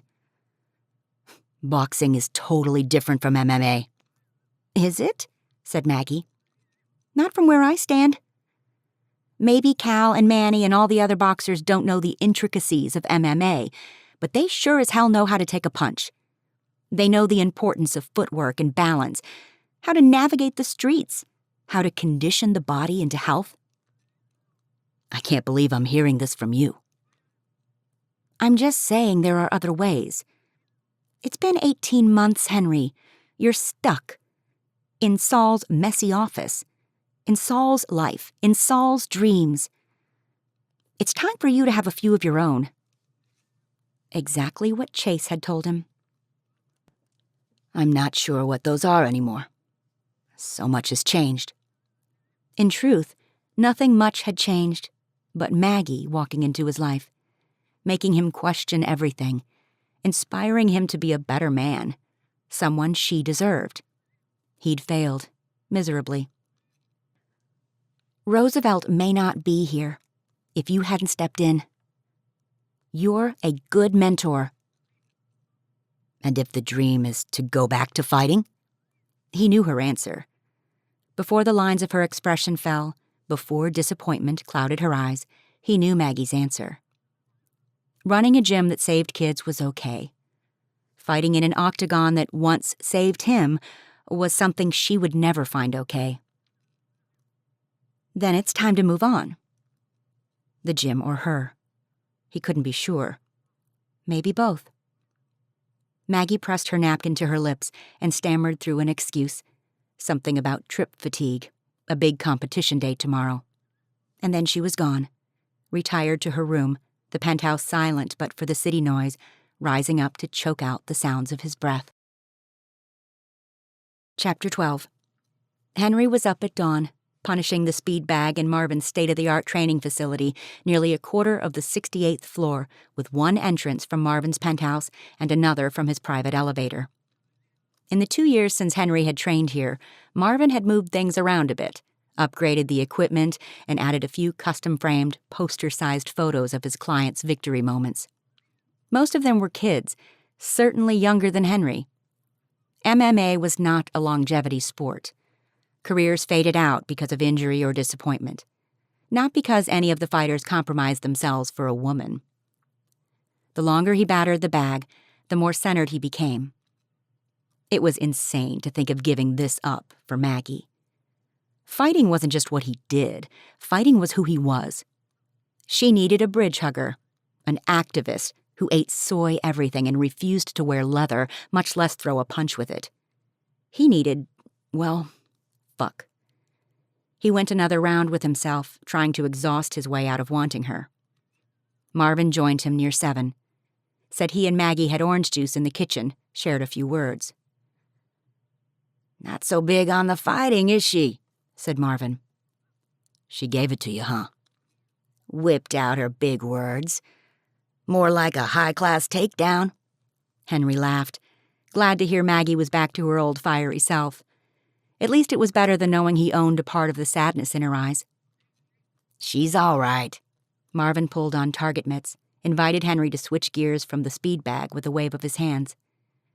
She loves that kid. We both do.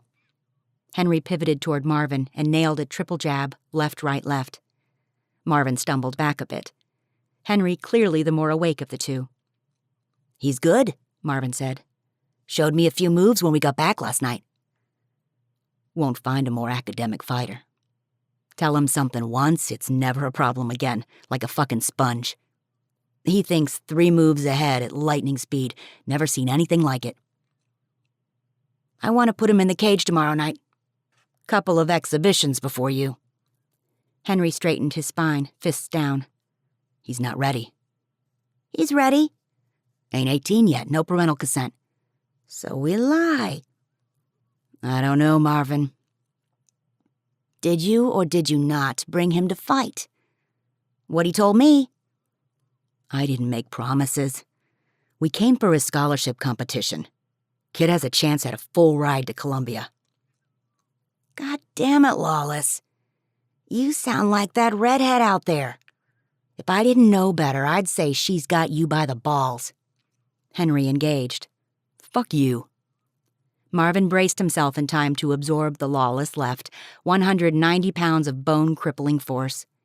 The trainer reared back, boxed Henry at the ears, and gripped his face down to Marvin's 5'5" height. His eyes bugged. Man, You don't get your head in the cage and off playing make-believe family with that woman and kid, that knockoff exhibition tomorrow might be your last." Marvin stalked away, a beefed-up Danny DeVito who made up in intensity what he lacked in physical prowess. He pounded the framed still photo of Jose Manuel Fernandez, a welterweight who had died from injuries sustained in a match in Portugal around the time Saul passed away, and crossed himself. Guy was staunchly Catholic, but never failed to indulge in his sin buffet, cursing, womanizing, questionable deals. Always said it gave him something to talk about in confession each week. "Jose trained here," said Marvin, his voice rare, strained. 1 month before he died. Brought his fucking emotions with him. Found out he was adopted, some shit. Never got past it. Wanted his family there for his home match. All of them. His mind stepped out of that octagon. Brain dead before he hit the mat. Henry didn't know the fighter, but the reminder freaked him the fuck out for Roosevelt. It was one thing to feel invincible, to step in the cage with nothing to lose and everything to prove. It was something else to tempt the same fate as Jose when you were gifted with a brilliant mind and the support of someone who loved you. Jesus, what the fuck was happening to him? He didn't know who he was anymore. Henry sank onto a nearby bench, elbows on his knees, spine curled. Women did that, Saul told him once. Irma did it for him. The day he fell in love, he stepped out of the ring and never looked back. Said he had something to fight for that was worth all the purse in the sport. Bottom line, Henry needed goddamn money. One fucking night, 40 grand. And maybe a ticket back to feeling more like lawless Lorenz, more like himself. "I'm in," said Henry. "No distractions." "And the kid?" asked Marvin. Fuck it. Henry wanted to say no, absolutely not. But once upon a time, Saul had entrusted him with the one thing he had yet to master at 16. Choice. Where was Roosevelt's lesson in choice, if choice wasn't an option? "Kid decides." Henry just hoped Roosevelt didn't make a choice they would all regret. Maggie had never been more excited to see women in her life. After spending the last 48 hours in a penthouse filled with testosterone-charged men, she jumped at the chance to spend time with the wives of Henry's childhood friends. Both couples had come to New York to support Henry. Marcus Kingston, an NFL quarterback with the Portland Rogues, and Chase Holbrook, a power forward with the Pittsburgh Alloys, and someone she recognized as the tall guy on her way out of Henry's office the first day. They were geared up for the fight. Seeing the 3 childhood friends together, Maggie understood the bond. Saul must have been an amazing man to foster such a familial connection. They joked, they disagreed, but the love was apparent. Claire Winifred Kingston and Willow Holbrook declared less than zero interest in the match and suggested a night out with Maggie to window shop, eat, and catch a Broadway show. Maggie found Claire's intellect engaging and Willow's outgoing nature infectious. She wasn't absolutely sure Henry hadn't put them up to distracting her from the fight happening across town. But however it came to pass, Maggie was grateful. Roosevelt had begged to see Henry's cage come back. For 2 days, Roosevelt had shown poise and eloquence, nailing the judges' interviews and preliminary rounds of the bridge competition. He promised he would finish his closing obligation when finalists had one last chance to answer questions for a media appearance and capture the judges' favor, then catch a cab with Marvin's boys over to the arena. So long as one of Marvin's bodyguards tagged along, Maggie didn't protest. She couldn't say the same for her bodyguard. Henry had insisted. Maggie tried not to be difficult. It wasn't as if she was alone, but Marcus and Chase liked the idea of keeping their high-profile wives safe, too. Claire had become an outspoken national advocate for the proper treatment of veterans and had appeared before congressional committees regarding her combat-ready wearable tech. And Willow's recent wedding to Chase splashed the society pages in Pittsburgh nearly every day of the summer, not for its lavishness, but for its unorthodox venue. A children's hospital with a taco truck as a caterer and the tallest line of groomsmen in recent memory. When dinner conversation at the fondue bar turned to overcoming secrets, Maggie found Claire and Willow refreshingly candid. "Not all secrets are meant to deceive," said Claire. "If the secret is rooted in protecting someone you care about, it is possible to move past it, to find a future together. Marcus was angry that I hadn't disclosed the reason the team owners wanted to use my tech, but he realized it came from a place of protection. The truth wasn't meant to stay hidden forever, but it allowed him time to find his way. The same is true here. You just need time, Maggie." "I can't stop myself from wondering about other secrets." Maggie took a swig of white Zinfandel and pushed a skewered square of pumpernickel around the 3-cheese pot. "What else is he hiding?" Willow sidled up beside Maggie and rested a caring arm around her shoulders. The camaraderie soothed the jagged edge of hurt. "I've known Henry since long before I met Chase." Willow gave Maggie a comforting squeeze. "I used to work a mobile clinic on the same block as his gym. He's a good man, always putting others first. If he kept a secret, it was for a selfless reason. If he'd wanted to preserve his own ass, he would have succeeded in pushing you away, like he has all the other women who come around looking to hang their lives on his fame. That you drive him mad, and he keeps you close enough to spar, is a good sign." Willow wiggled her eyebrows. Claire smiled. A conspiracy was afoot. Maggie's belly warmed. Nothing at all to do with the bubbling pot of comfort food before her. She allowed a smile to slip free. They toasted Saul. "And to things falling apart," said Claire. Willow jumped in. "So they can come back together in the best possible way." Maggie took another long pull of wine and checked her phone. Nothing. "Hold that phone much tighter and you'll break the glass," said Willow. "Henry is well taken care of." "It isn't Henry that worries me. Roosevelt was supposed to let me know when he left the exhibition hall." "Relax. Marcus said he's been at the venue for hours meeting all the other fighters, getting outfitted." Maggie's stomach tossed the wine that had just reached it. "Outfitted?" Claire's expression sobered. She glanced at Willow, who bit her bottom lip and took an inordinate interest in retrieving a slice of filet mignon from the bottom of the broth pot. Maggie sifted the information, unable to piece it together. Roosevelt couldn't be at the venue yet because the bridge exhibition went on another half hour. And outfitted? Who needed an outfit to watch an MMA match? Maggie doubted that Marvin had a burst of spontaneous generosity with Roosevelt's wardrobe. "I don't understand." "I'm sorry, Maggie," said Claire. "We thought you knew." Her stomach conspired with her brain. The wine, the confusion, made her dizzy. She leaned against the table's edge, her skeleton struggling to keep a minimum posture. Her only coherent thought was, more secrets, more secrets, more secrets. "Knew what?"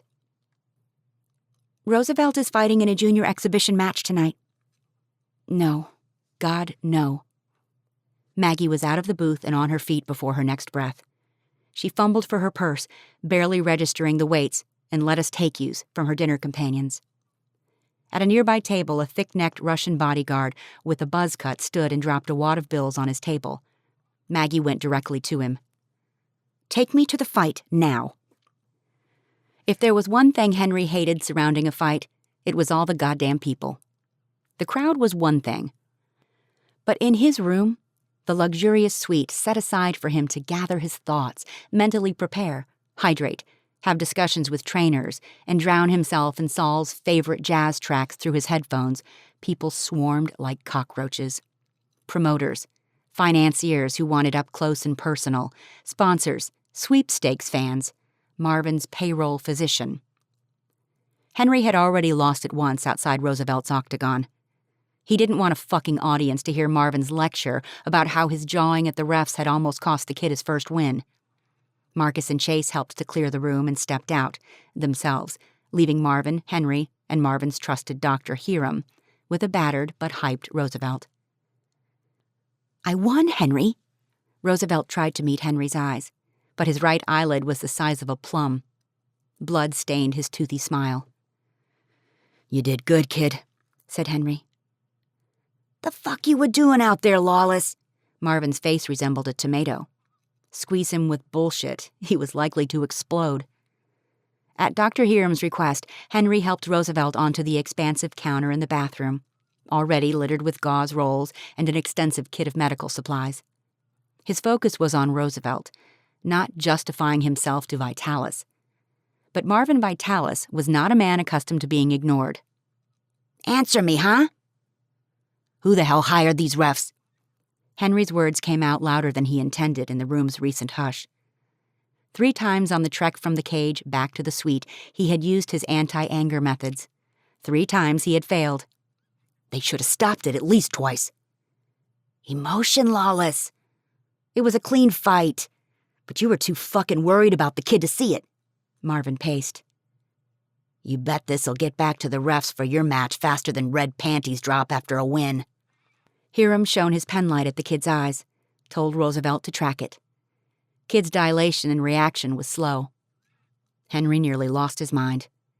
He added space, scrubbed his taped hands against his buzzed hair just to feel pain at what he had allowed. He wondered how Saul withstood the worry. Then Henry remembered he had nothing else going for him at 16. Roosevelt? Kid had everything. A commotion fired near the door, muffled at first, then piercing as the barrier swung wide. The voice was unmistakable, especially in its current state of air raid unleashed. Maggie. His heart slipped out of beat. From her presence, or getting busted, he couldn't be sure. Fuck. Chase put up a Swiss cheese defense in the doorway. Henry nodded for him to let her through. The door closed behind her. Maggie went from shouting to mute, faster than Roosevelt had taken his opponent to the mat in the first round. Her fancy heels pressed together, fingertips covering her slackened lips, eyes round and wet. She froze, her stare taking in nothing but the sight of Roosevelt after a bout. Totally fucking normal. But to someone not used to MMA, probably horrifying. Her purse dropped to the carpet. Chapter 13. Maggie, don't. One word, as grave as any she had leveled against him. She held up a hand, absently pointing, rigid but trembling. Just don't. Henry got the message. Back the fuck off before you make this worse. She crossed the room to Roosevelt. I won, Miss Kavanaugh, he said. I'd hate to see the other guy if this is winning. Henry knew she hadn't meant it as a joke. Roosevelt laughed anyway. What happened to the bridge event? Maggie said. I told them everything I had to say. Got tired of repeating myself. They said it was optional. But the judges were there. A chance to get in front of them one more time. A chance to meet your competitors and show them you respect their thoughts and ideas. Her voice was husky, careful. Henry had never heard her like this, not even the day in Saul's office when she discovered Henry was her uncle's attacker. Her composure stirred chills at the base of his neck. She extended her hand for Roosevelt to take. Let's go. Where? You need real medical treatment. She glanced at Hiram. No offense. Hiram put his hands up in surrender and left the room. I'm not leaving, said Roosevelt. Maggie fetched her purse from the floor and pinned it beneath her arm. She futzed with one of Roosevelt's shirts, trying to put his arm through the first sleeve like a child. We can call the contest coordinator from the hospital, try to explain. He shrugged off the fabric. I'm not leaving. Roosevelt, please. Maggie's fractured whisper, painfully close to a beg, was a blow square to Henry's sternum. No! Roosevelt bolted off the counter and distanced himself from Maggie. I don't care about the stupid bridge or the stupid competition. I never did. That's what you wanted, not me. I only came here because Henry said I could meet his manager, the guy who made him great. Henry was waiting for that. Roosevelt had tossed him under the bus, like any kid would. He took the stinging blow of Maggie's censured stare. "You asked me once about the bridges in my room," said Roosevelt. "The day my mom died, I asked her why she collected them. She said, 'Some bridges you cross and others you burn. Life is figuring out the difference.' She burned that bridge with my stepfather, stood up to him, and he took her from me. I didn't want to do the same with you." Strong, silent tears charged down Roosevelt's cheeks. Henry's throat stung, vice grip tight. A sting swarmed behind his eyes. Maggie crossed the room to Roosevelt. She swiped away his tears with her thumbs and kissed his cheek. "I love you, but I can't be here. I can't cross this bridge with you." She closed the distance to the door. With each stride, Henry's pulse ratcheted faster until her hand on the knob nearly stopped it from beating altogether. She wasn't only leaving the room. She was leaving the fight. All of it. "Maggie," he choked out. Her last glance was Henry's knockout blow. The disappointment nestled there, worse than any he had ever absorbed. He didn't understand until that breath, the high cost of fighting. But he couldn't reside in her disappointment every time she looked at him with his gloves on, every time he stepped into the octagon, and have a shot at happiness. He couldn't do that to himself. He refused to do that to the woman he loved. Door swung wide. The chaos beyond swallowed her. Marvin and Henry fell back into an easy rhythm. The earlier animosity ancient history by the time the first bell clanged. At times, Henry was aware of Marcus's voice, loud enough to audible a play call in a stadium of rabid football fans. Chase acted as support in Henry's corner between rounds. Apart from Marvin's staff and those who had always been there for him, the ones who brought him back to who he had been at the top of the sport, Henry successfully blocked everything else. Henry was a machine. He dug deep and channeled Saul. Heard every goddamn thing the man ever said to him about taking down an opponent. Press, press, press, step ahead. Henry, legs under you. Back to defense, head movement. He breathed, he feigned, he commanded his discipline. He finessed his transitions, mat to feet to mat, and he dominated nearly all of the 2 minutes and 31 seconds round 2 and capitalized on an early slip by his challenger. It was Henry's 9th submission win. He battled as if he had nothing left to lose. For him, it was true. He didn't even realize until he stumbled back to his suite after the match, half seeing, half blinded by flash photography, that his mind had also blocked Roosevelt. Too painful.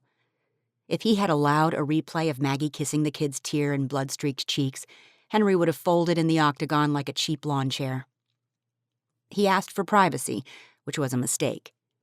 In the calming sibilance of the shower, Maggie returned to him, unbidden, sometimes naked, sometimes to kiss his battered skin and whisper, "It's okay, Henry, I love you anyway." He pressed his broken face to the spray to wash away the moisture that threatened his eyes, content in the safe space to simply be, without pretense or unrealistic expectations, without the sting of guilt or self-deprecation. He was a champ. So why didn't he feel like one? Marvin's doc fixed up his most pressing injuries, taking extra care around his face and his winning hands. He dressed for his presser, more casual than usual. By this stage of the post-fight celebration, his suite was usually filled with flowing champagne and friends of trainers and fuck buddies. This time, he put a stop to all of it before it began. Locked the door after the physician. Asked him to turn on some low jazz in honor of Saul while he got cleaned up. "You're a good doctor, Hiram." Hiram's trim white beard shifted on a smile. "Bullshit.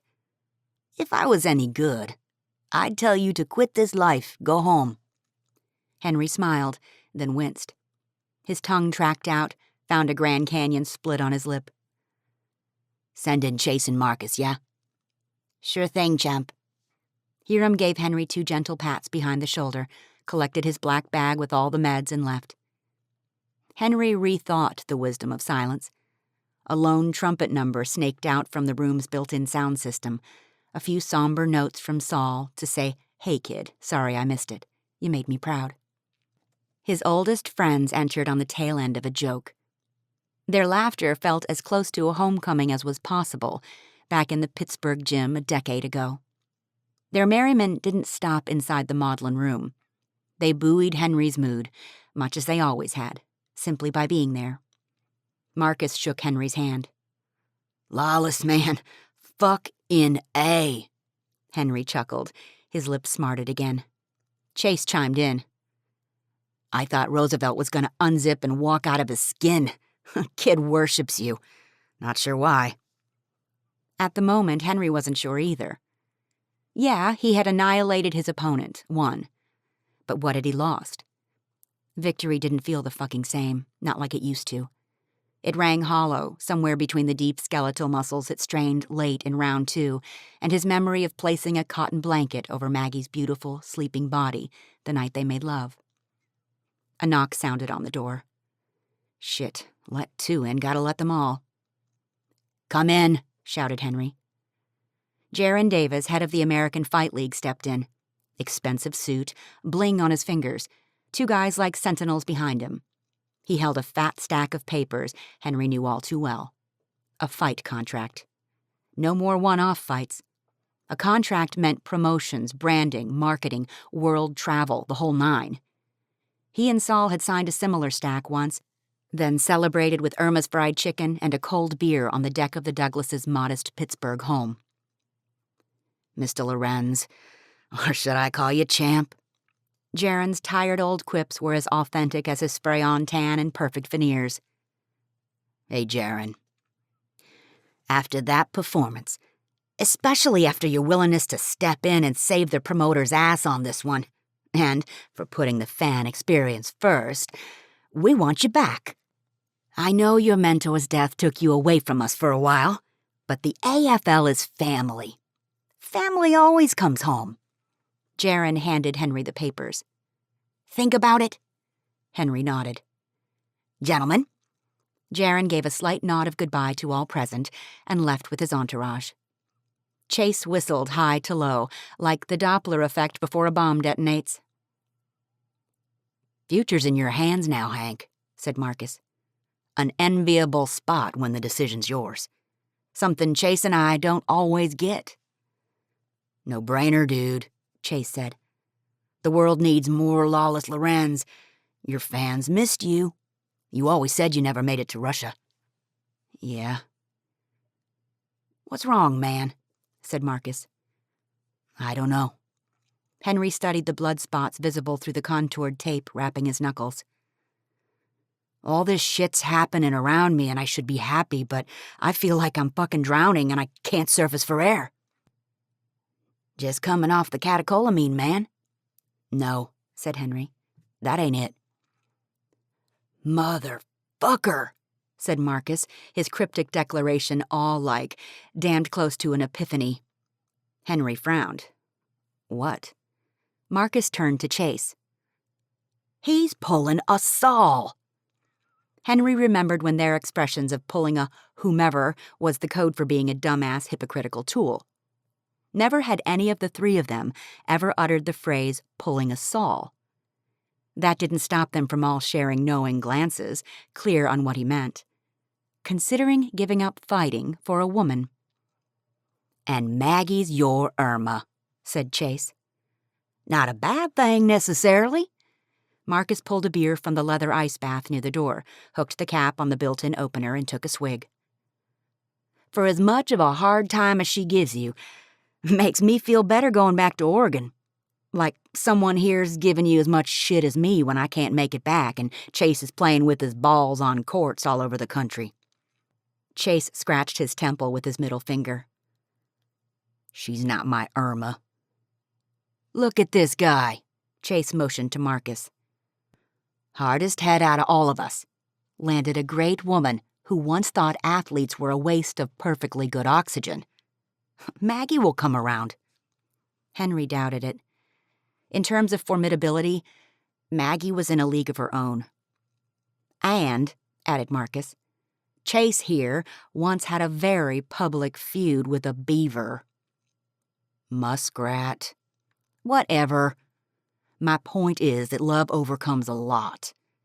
But first, you have to decide who you are and what you want. You want to see Russia? Marcus flicked the corner of the contract, forgotten in Henry's hand. Go see Russia. Don't compromise, or she won't love Henry. She'll love some version of Henry that won't last. Henry's gaze scanned the contract. Henry Lawless Lorenz stood out in bold type over a stack of legalese that would stretch all the way back to Pittsburgh if laid end to end. He couldn't be both. World fighter.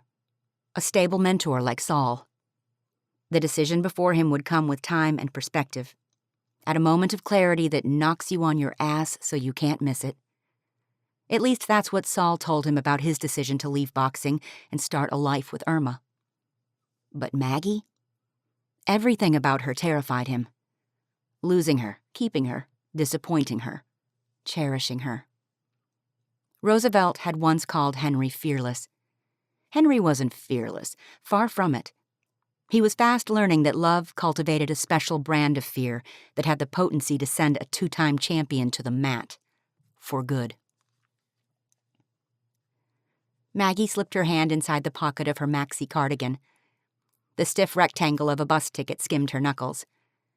She was too cash-strapped to fly, too proud to call home and ask for I-told-you-so money.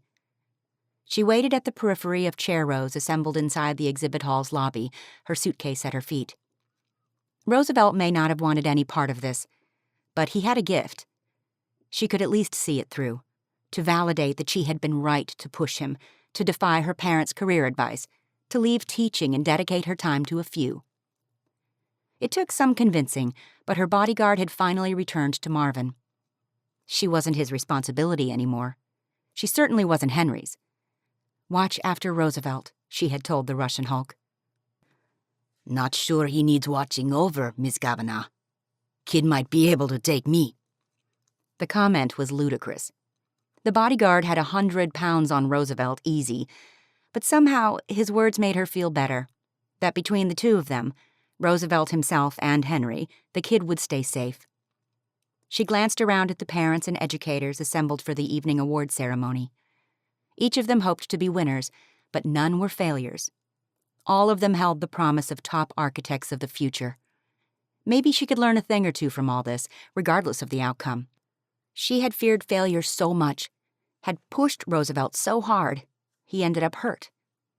That he didn't come with her with the truth, his truth, made her feel like her parents, harsh, judgmental, flawed. The only failures in this room would be the ones who didn't carry lessons forward. As soon as Maggie returned home, she would dig deep, ask questions, and find value in all dreams, not just the dreams she imagined for others. But not in Pittsburgh. Roosevelt had Henry. Henry had his passion. His passion wasn't her. And a little at a time, independent of her parents' strong views, it wouldn't be such a bad thing. The dean of the College of Architecture for Columbia approached the podium. Ladies and gentlemen, I'm here to announce the winner of this year's Build the Future competition. The committee selected the theme of bridges for many reasons, but maybe the words of one of our finalists summed it up best. Some bridges are meant to be crossed. Some are meant to be burned. Life is figuring out the difference. All of these bridges are meant to be crossed. They join people and ideas and communities in practical, beautiful, revolutionary, and surprising ways. They all deserve a round of applause. Cheers rose inside the glass-ceilinged atrium. Maggie glanced around. Behind a blown-glass concept bridge meant to highlight the human intersection of sky and earth, apart from the crowd, stood Roosevelt and Henry. Both battered-looking, but for their sharp suits, both clapping, both looking at her. Maggie's lips trembled. She pressed them together. The winner of this year's Build the Future competition is... Her heart constricted in her chest. In that moment, it didn't matter if Roosevelt's name was called. Not because this was no longer his dream, but because he had already won. He touched them with his message. And wasn't that the point of Maggie taking on a mentorship role? To make a difference in the life of one person who went on to make a difference in the life of another. Benetta Abasanjo. The girl near the front row stood and squealed and embraced her parents. Roosevelt clapped loudest of all, even tossed in a whistle. Maggie laughed. Her gaze met Henry's. She sobered. The crowd gathered, mingled. Maggie had 3 hours until her bus. No reason to leave, but every reason in the world to stay. Roosevelt threaded through the crowd to congratulate Bonetta.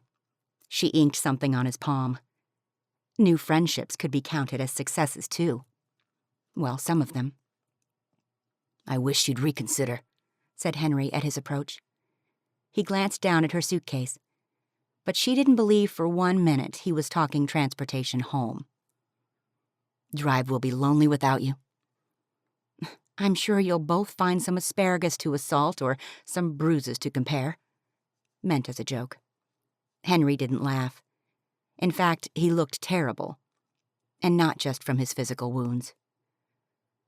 "Take you to the bus station, at least?"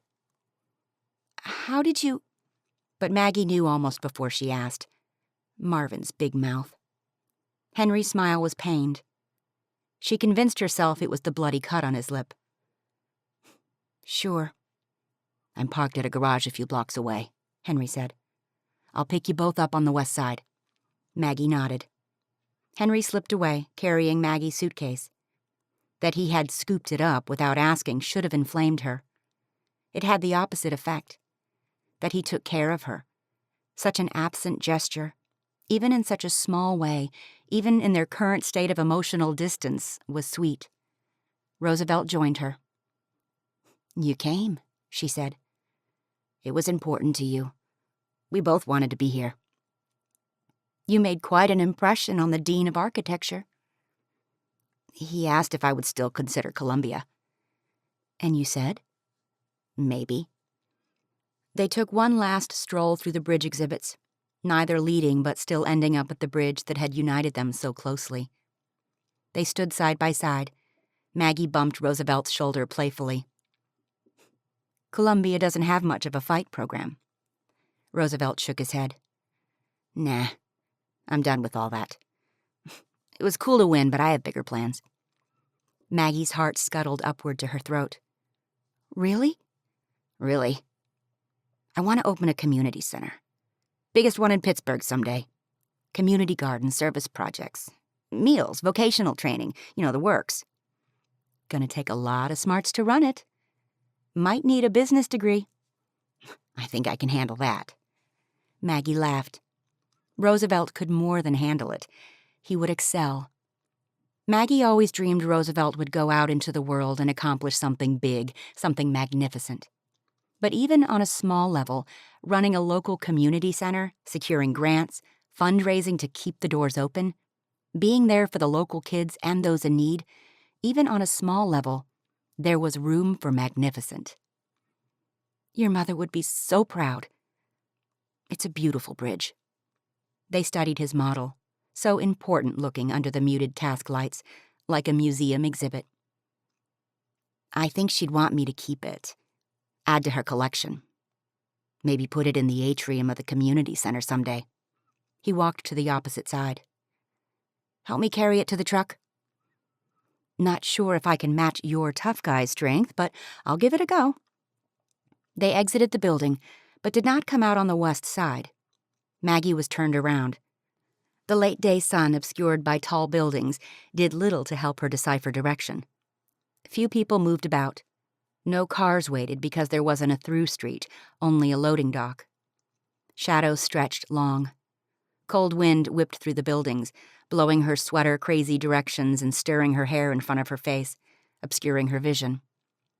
Roosevelt balanced the bridge with one hand and reached for the exhibit hall door. Locked. A common area of grass lay just beyond the closest building corner. If they moved to an open area, Henry could spot them. Maggie balanced her end, thigh and left hand, for a few seconds, while she pulled her cell from her sweater pocket, laid it on the model board, and voice-activated a speaker call to Henry. Maggie nodded toward the clearing beyond the building while the call dialed. "That way." The bridge grew heavier with each step. They hadn't yet reached the exhibit hall's corner when Devonte Howard stepped from an alcove, gun poised. The last thing she heard before the shot was Henry's voice. Chapter 14. Maggie? Maggie? A pop and a scream. Maggie cried out Roosevelt's name. Henry's brain registered the familiar sound, heard so often on his home streets. His body turned inside out. His mind went black. Robbery?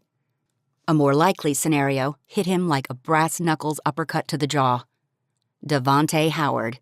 Fuck. Henry had parked on the west side in a fire lane, pedestrians and cars and buses everywhere, gridlocked. Door flung open, he didn't fucking care. He grabbed his cell phone and ran, not daring to sever the connection. Maggie? Maggie, answer me. Around the building. Jesus, where were they? His mind assembled a floor plan of the exhibit hall. Other doors they might have exited. The south side was all theater, unlikely, except for a loading dock in an alley he had considered as a parking spot an hour ago. He sprinted around the north end, bustling with the crowd of parents and students spilling from the bridge exhibit, models in hand. He asked a few gathered students if they had seen Roosevelt. Mostly they looked ambushed, startled, blank. Bonetta said she saw him carrying the bridge out another door. Which one? She pointed.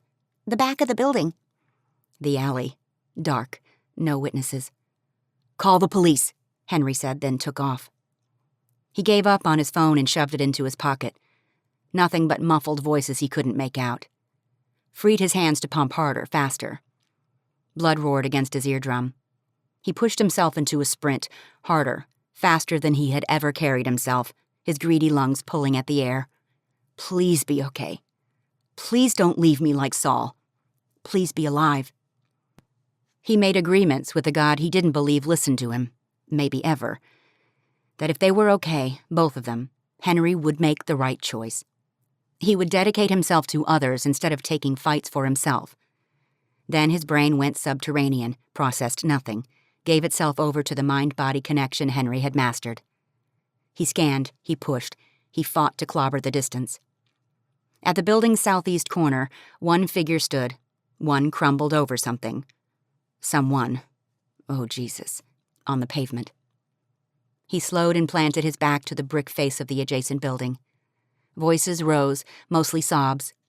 Maggie's glorious hair contrasted as shadow against the late-day glow from the street. Stars emerged in Henry's vision. Twice before he had been knocked out cold in the cage and saw the same intense white pulses of light. He blinked to clear them, moving as stealthily as possible. Close enough now to watch Maggie shrug out of her sweater and press it against the mass on the ground. Roosevelt. Beside him, his bridge smashed to pieces. No. Shit, no. The ground kicked out from underneath Harry. His body remained upright, but his insides went ass over head. Their voices sharpened. He needs an ambulance, Maggie begged. Devontae stumbled a bit, tears riding a voice that wavered between grief and insanity. He stepped. Oh, my son. The term made Henry nauseous. The man had never treated Roosevelt as a son, in blood or in love. Devontae held his gun at a 45-degree angle, like he meant to finish off what he started.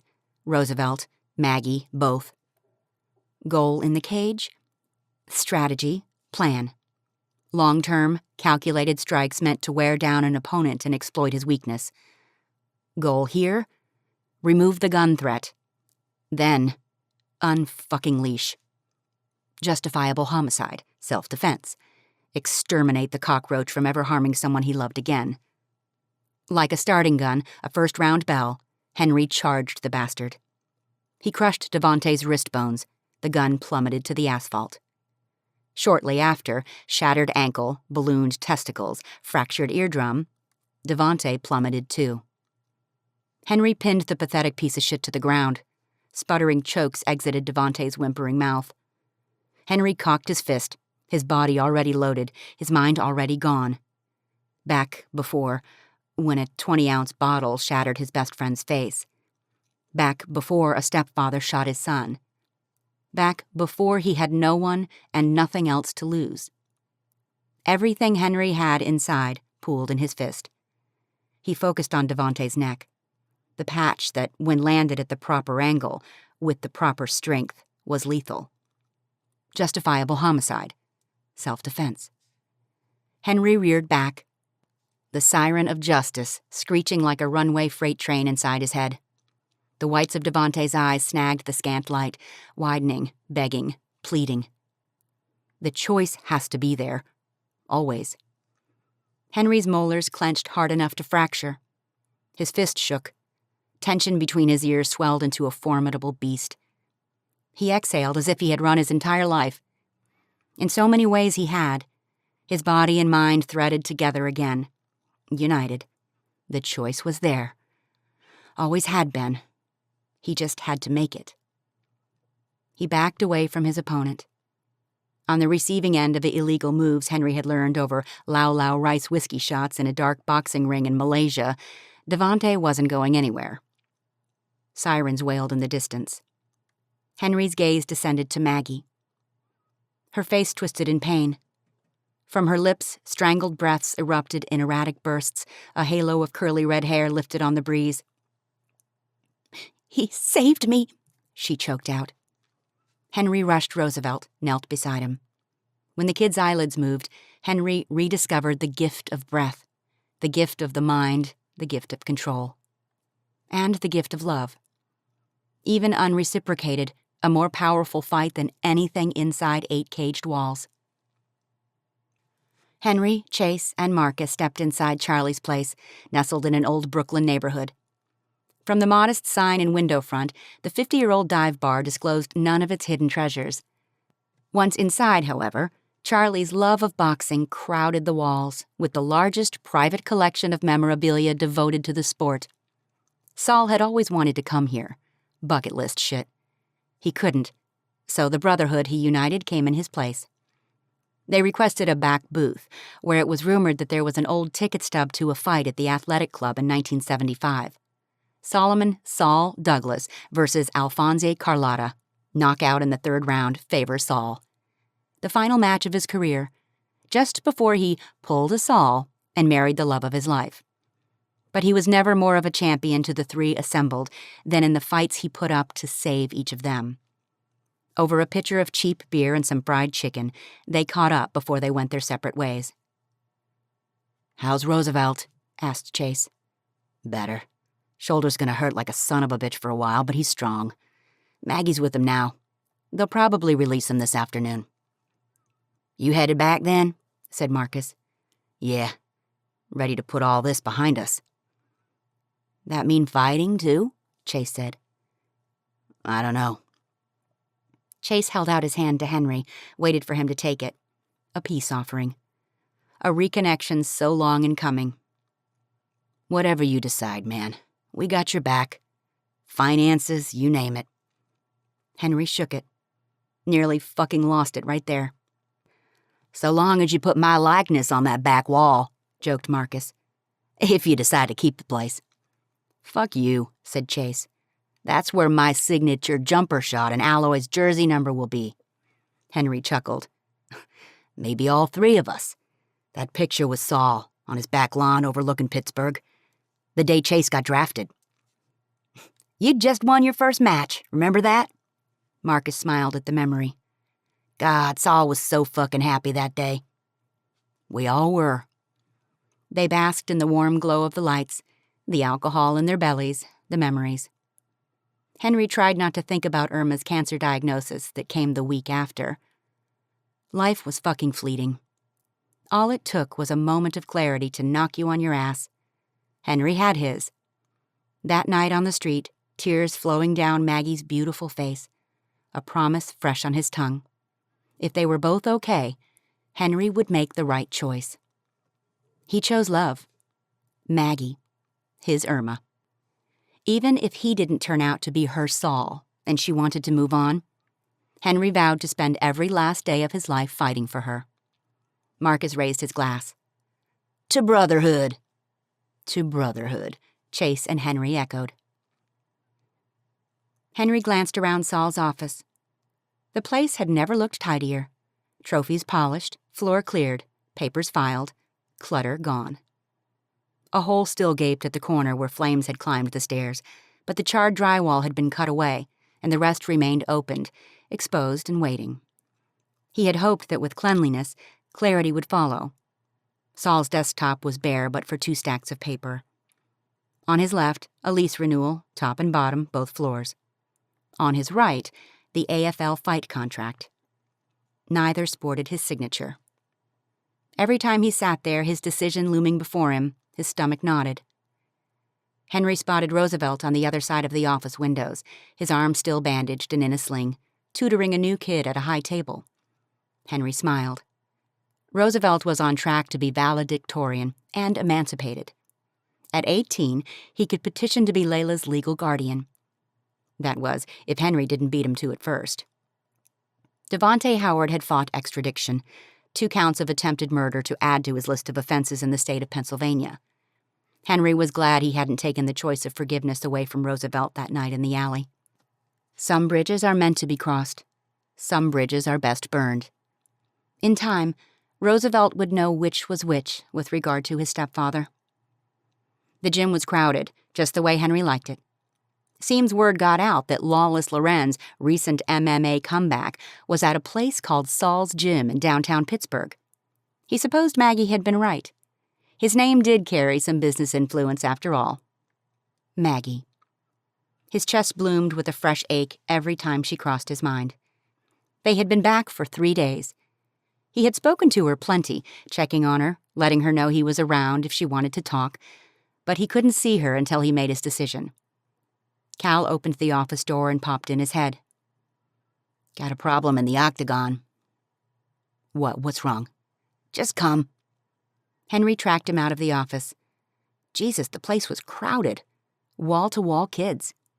Henry spotted Manny on his way to the cage, shook his hand. What are you doing here, man? Thought it was about time I popped in for a visit, said Manny. Wanted to congratulate you on the win. Henry shook his head. Thanks, man. Thanks for coming out. He made his way to the octagon, the gym occupants parting for him like he was Moses at the Red Sea. He expected to find a minor injury or a breakdown of the cage's construction. He didn't expect to see Maggie.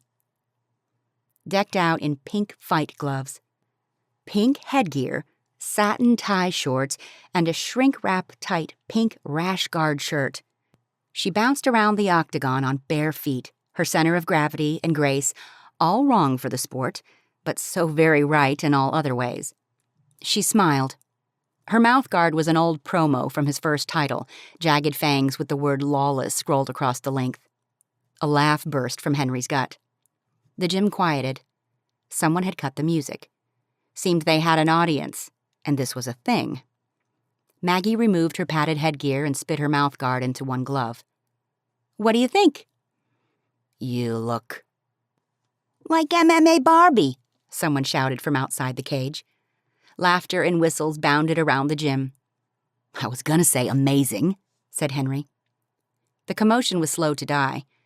She waited, smiled, clearly feeding off the room's energy, needing to speak her piece, not just to him, but to everyone. Someone told me you were having trouble with a decision. Maggie's gaze tracked to Roosevelt, who hovered near the cage's opening. The kid matched her warm smile. She opened her non-mouthguard hand. A ballpoint pen sat perched on the fingerless padding of her MMA glove. I just wanted you to know that Roosevelt and Layla and I will be here for you, no matter which one you choose to sign. Her admission was like a soft knee to his gut. Wholly unexpected, but still capable of stealing his breath.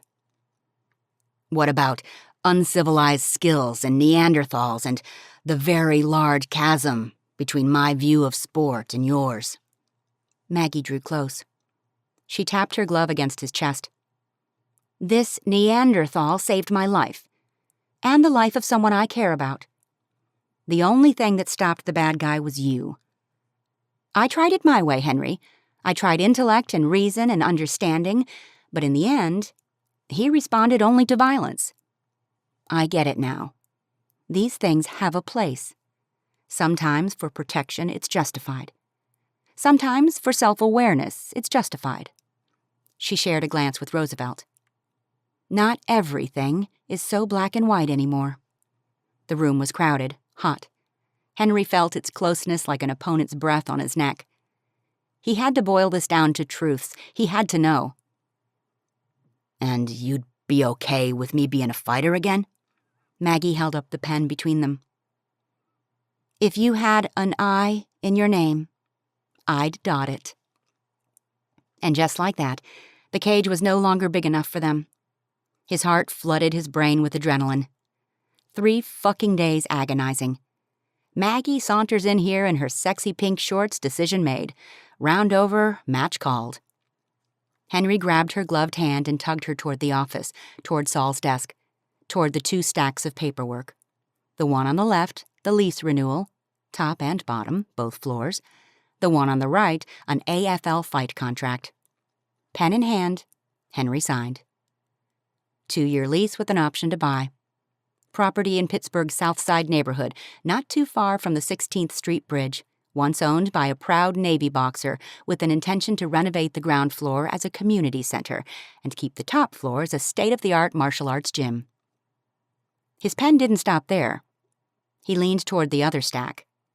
Across the AFL contract, effectively voiding it, he wrote, "Will you marry me?" Maggie smiled and bit her bottom lip.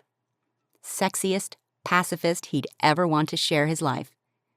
She commandeered the pen and dotted the I in his proposal. He commandeered her lips with a kiss that rocked everyone in the gym, crowded around the office glass with celebratory cheers. Victory had never tasted so sweet. I love you, said Henry. I've loved you since the moment you taught me how to punch. Liar. Maggie shuffled, her pink gloves positioned at her jawline. She play-punched him, square over his heart. Just keeping it real. This has been Fearless, the Solomon Brothers series, Volume 3. Written by Leslie North. Narrated by Rebecca Roberts. Copyright 2017 by Relay Publishing. Production copyright 2017 by Relay Publishing.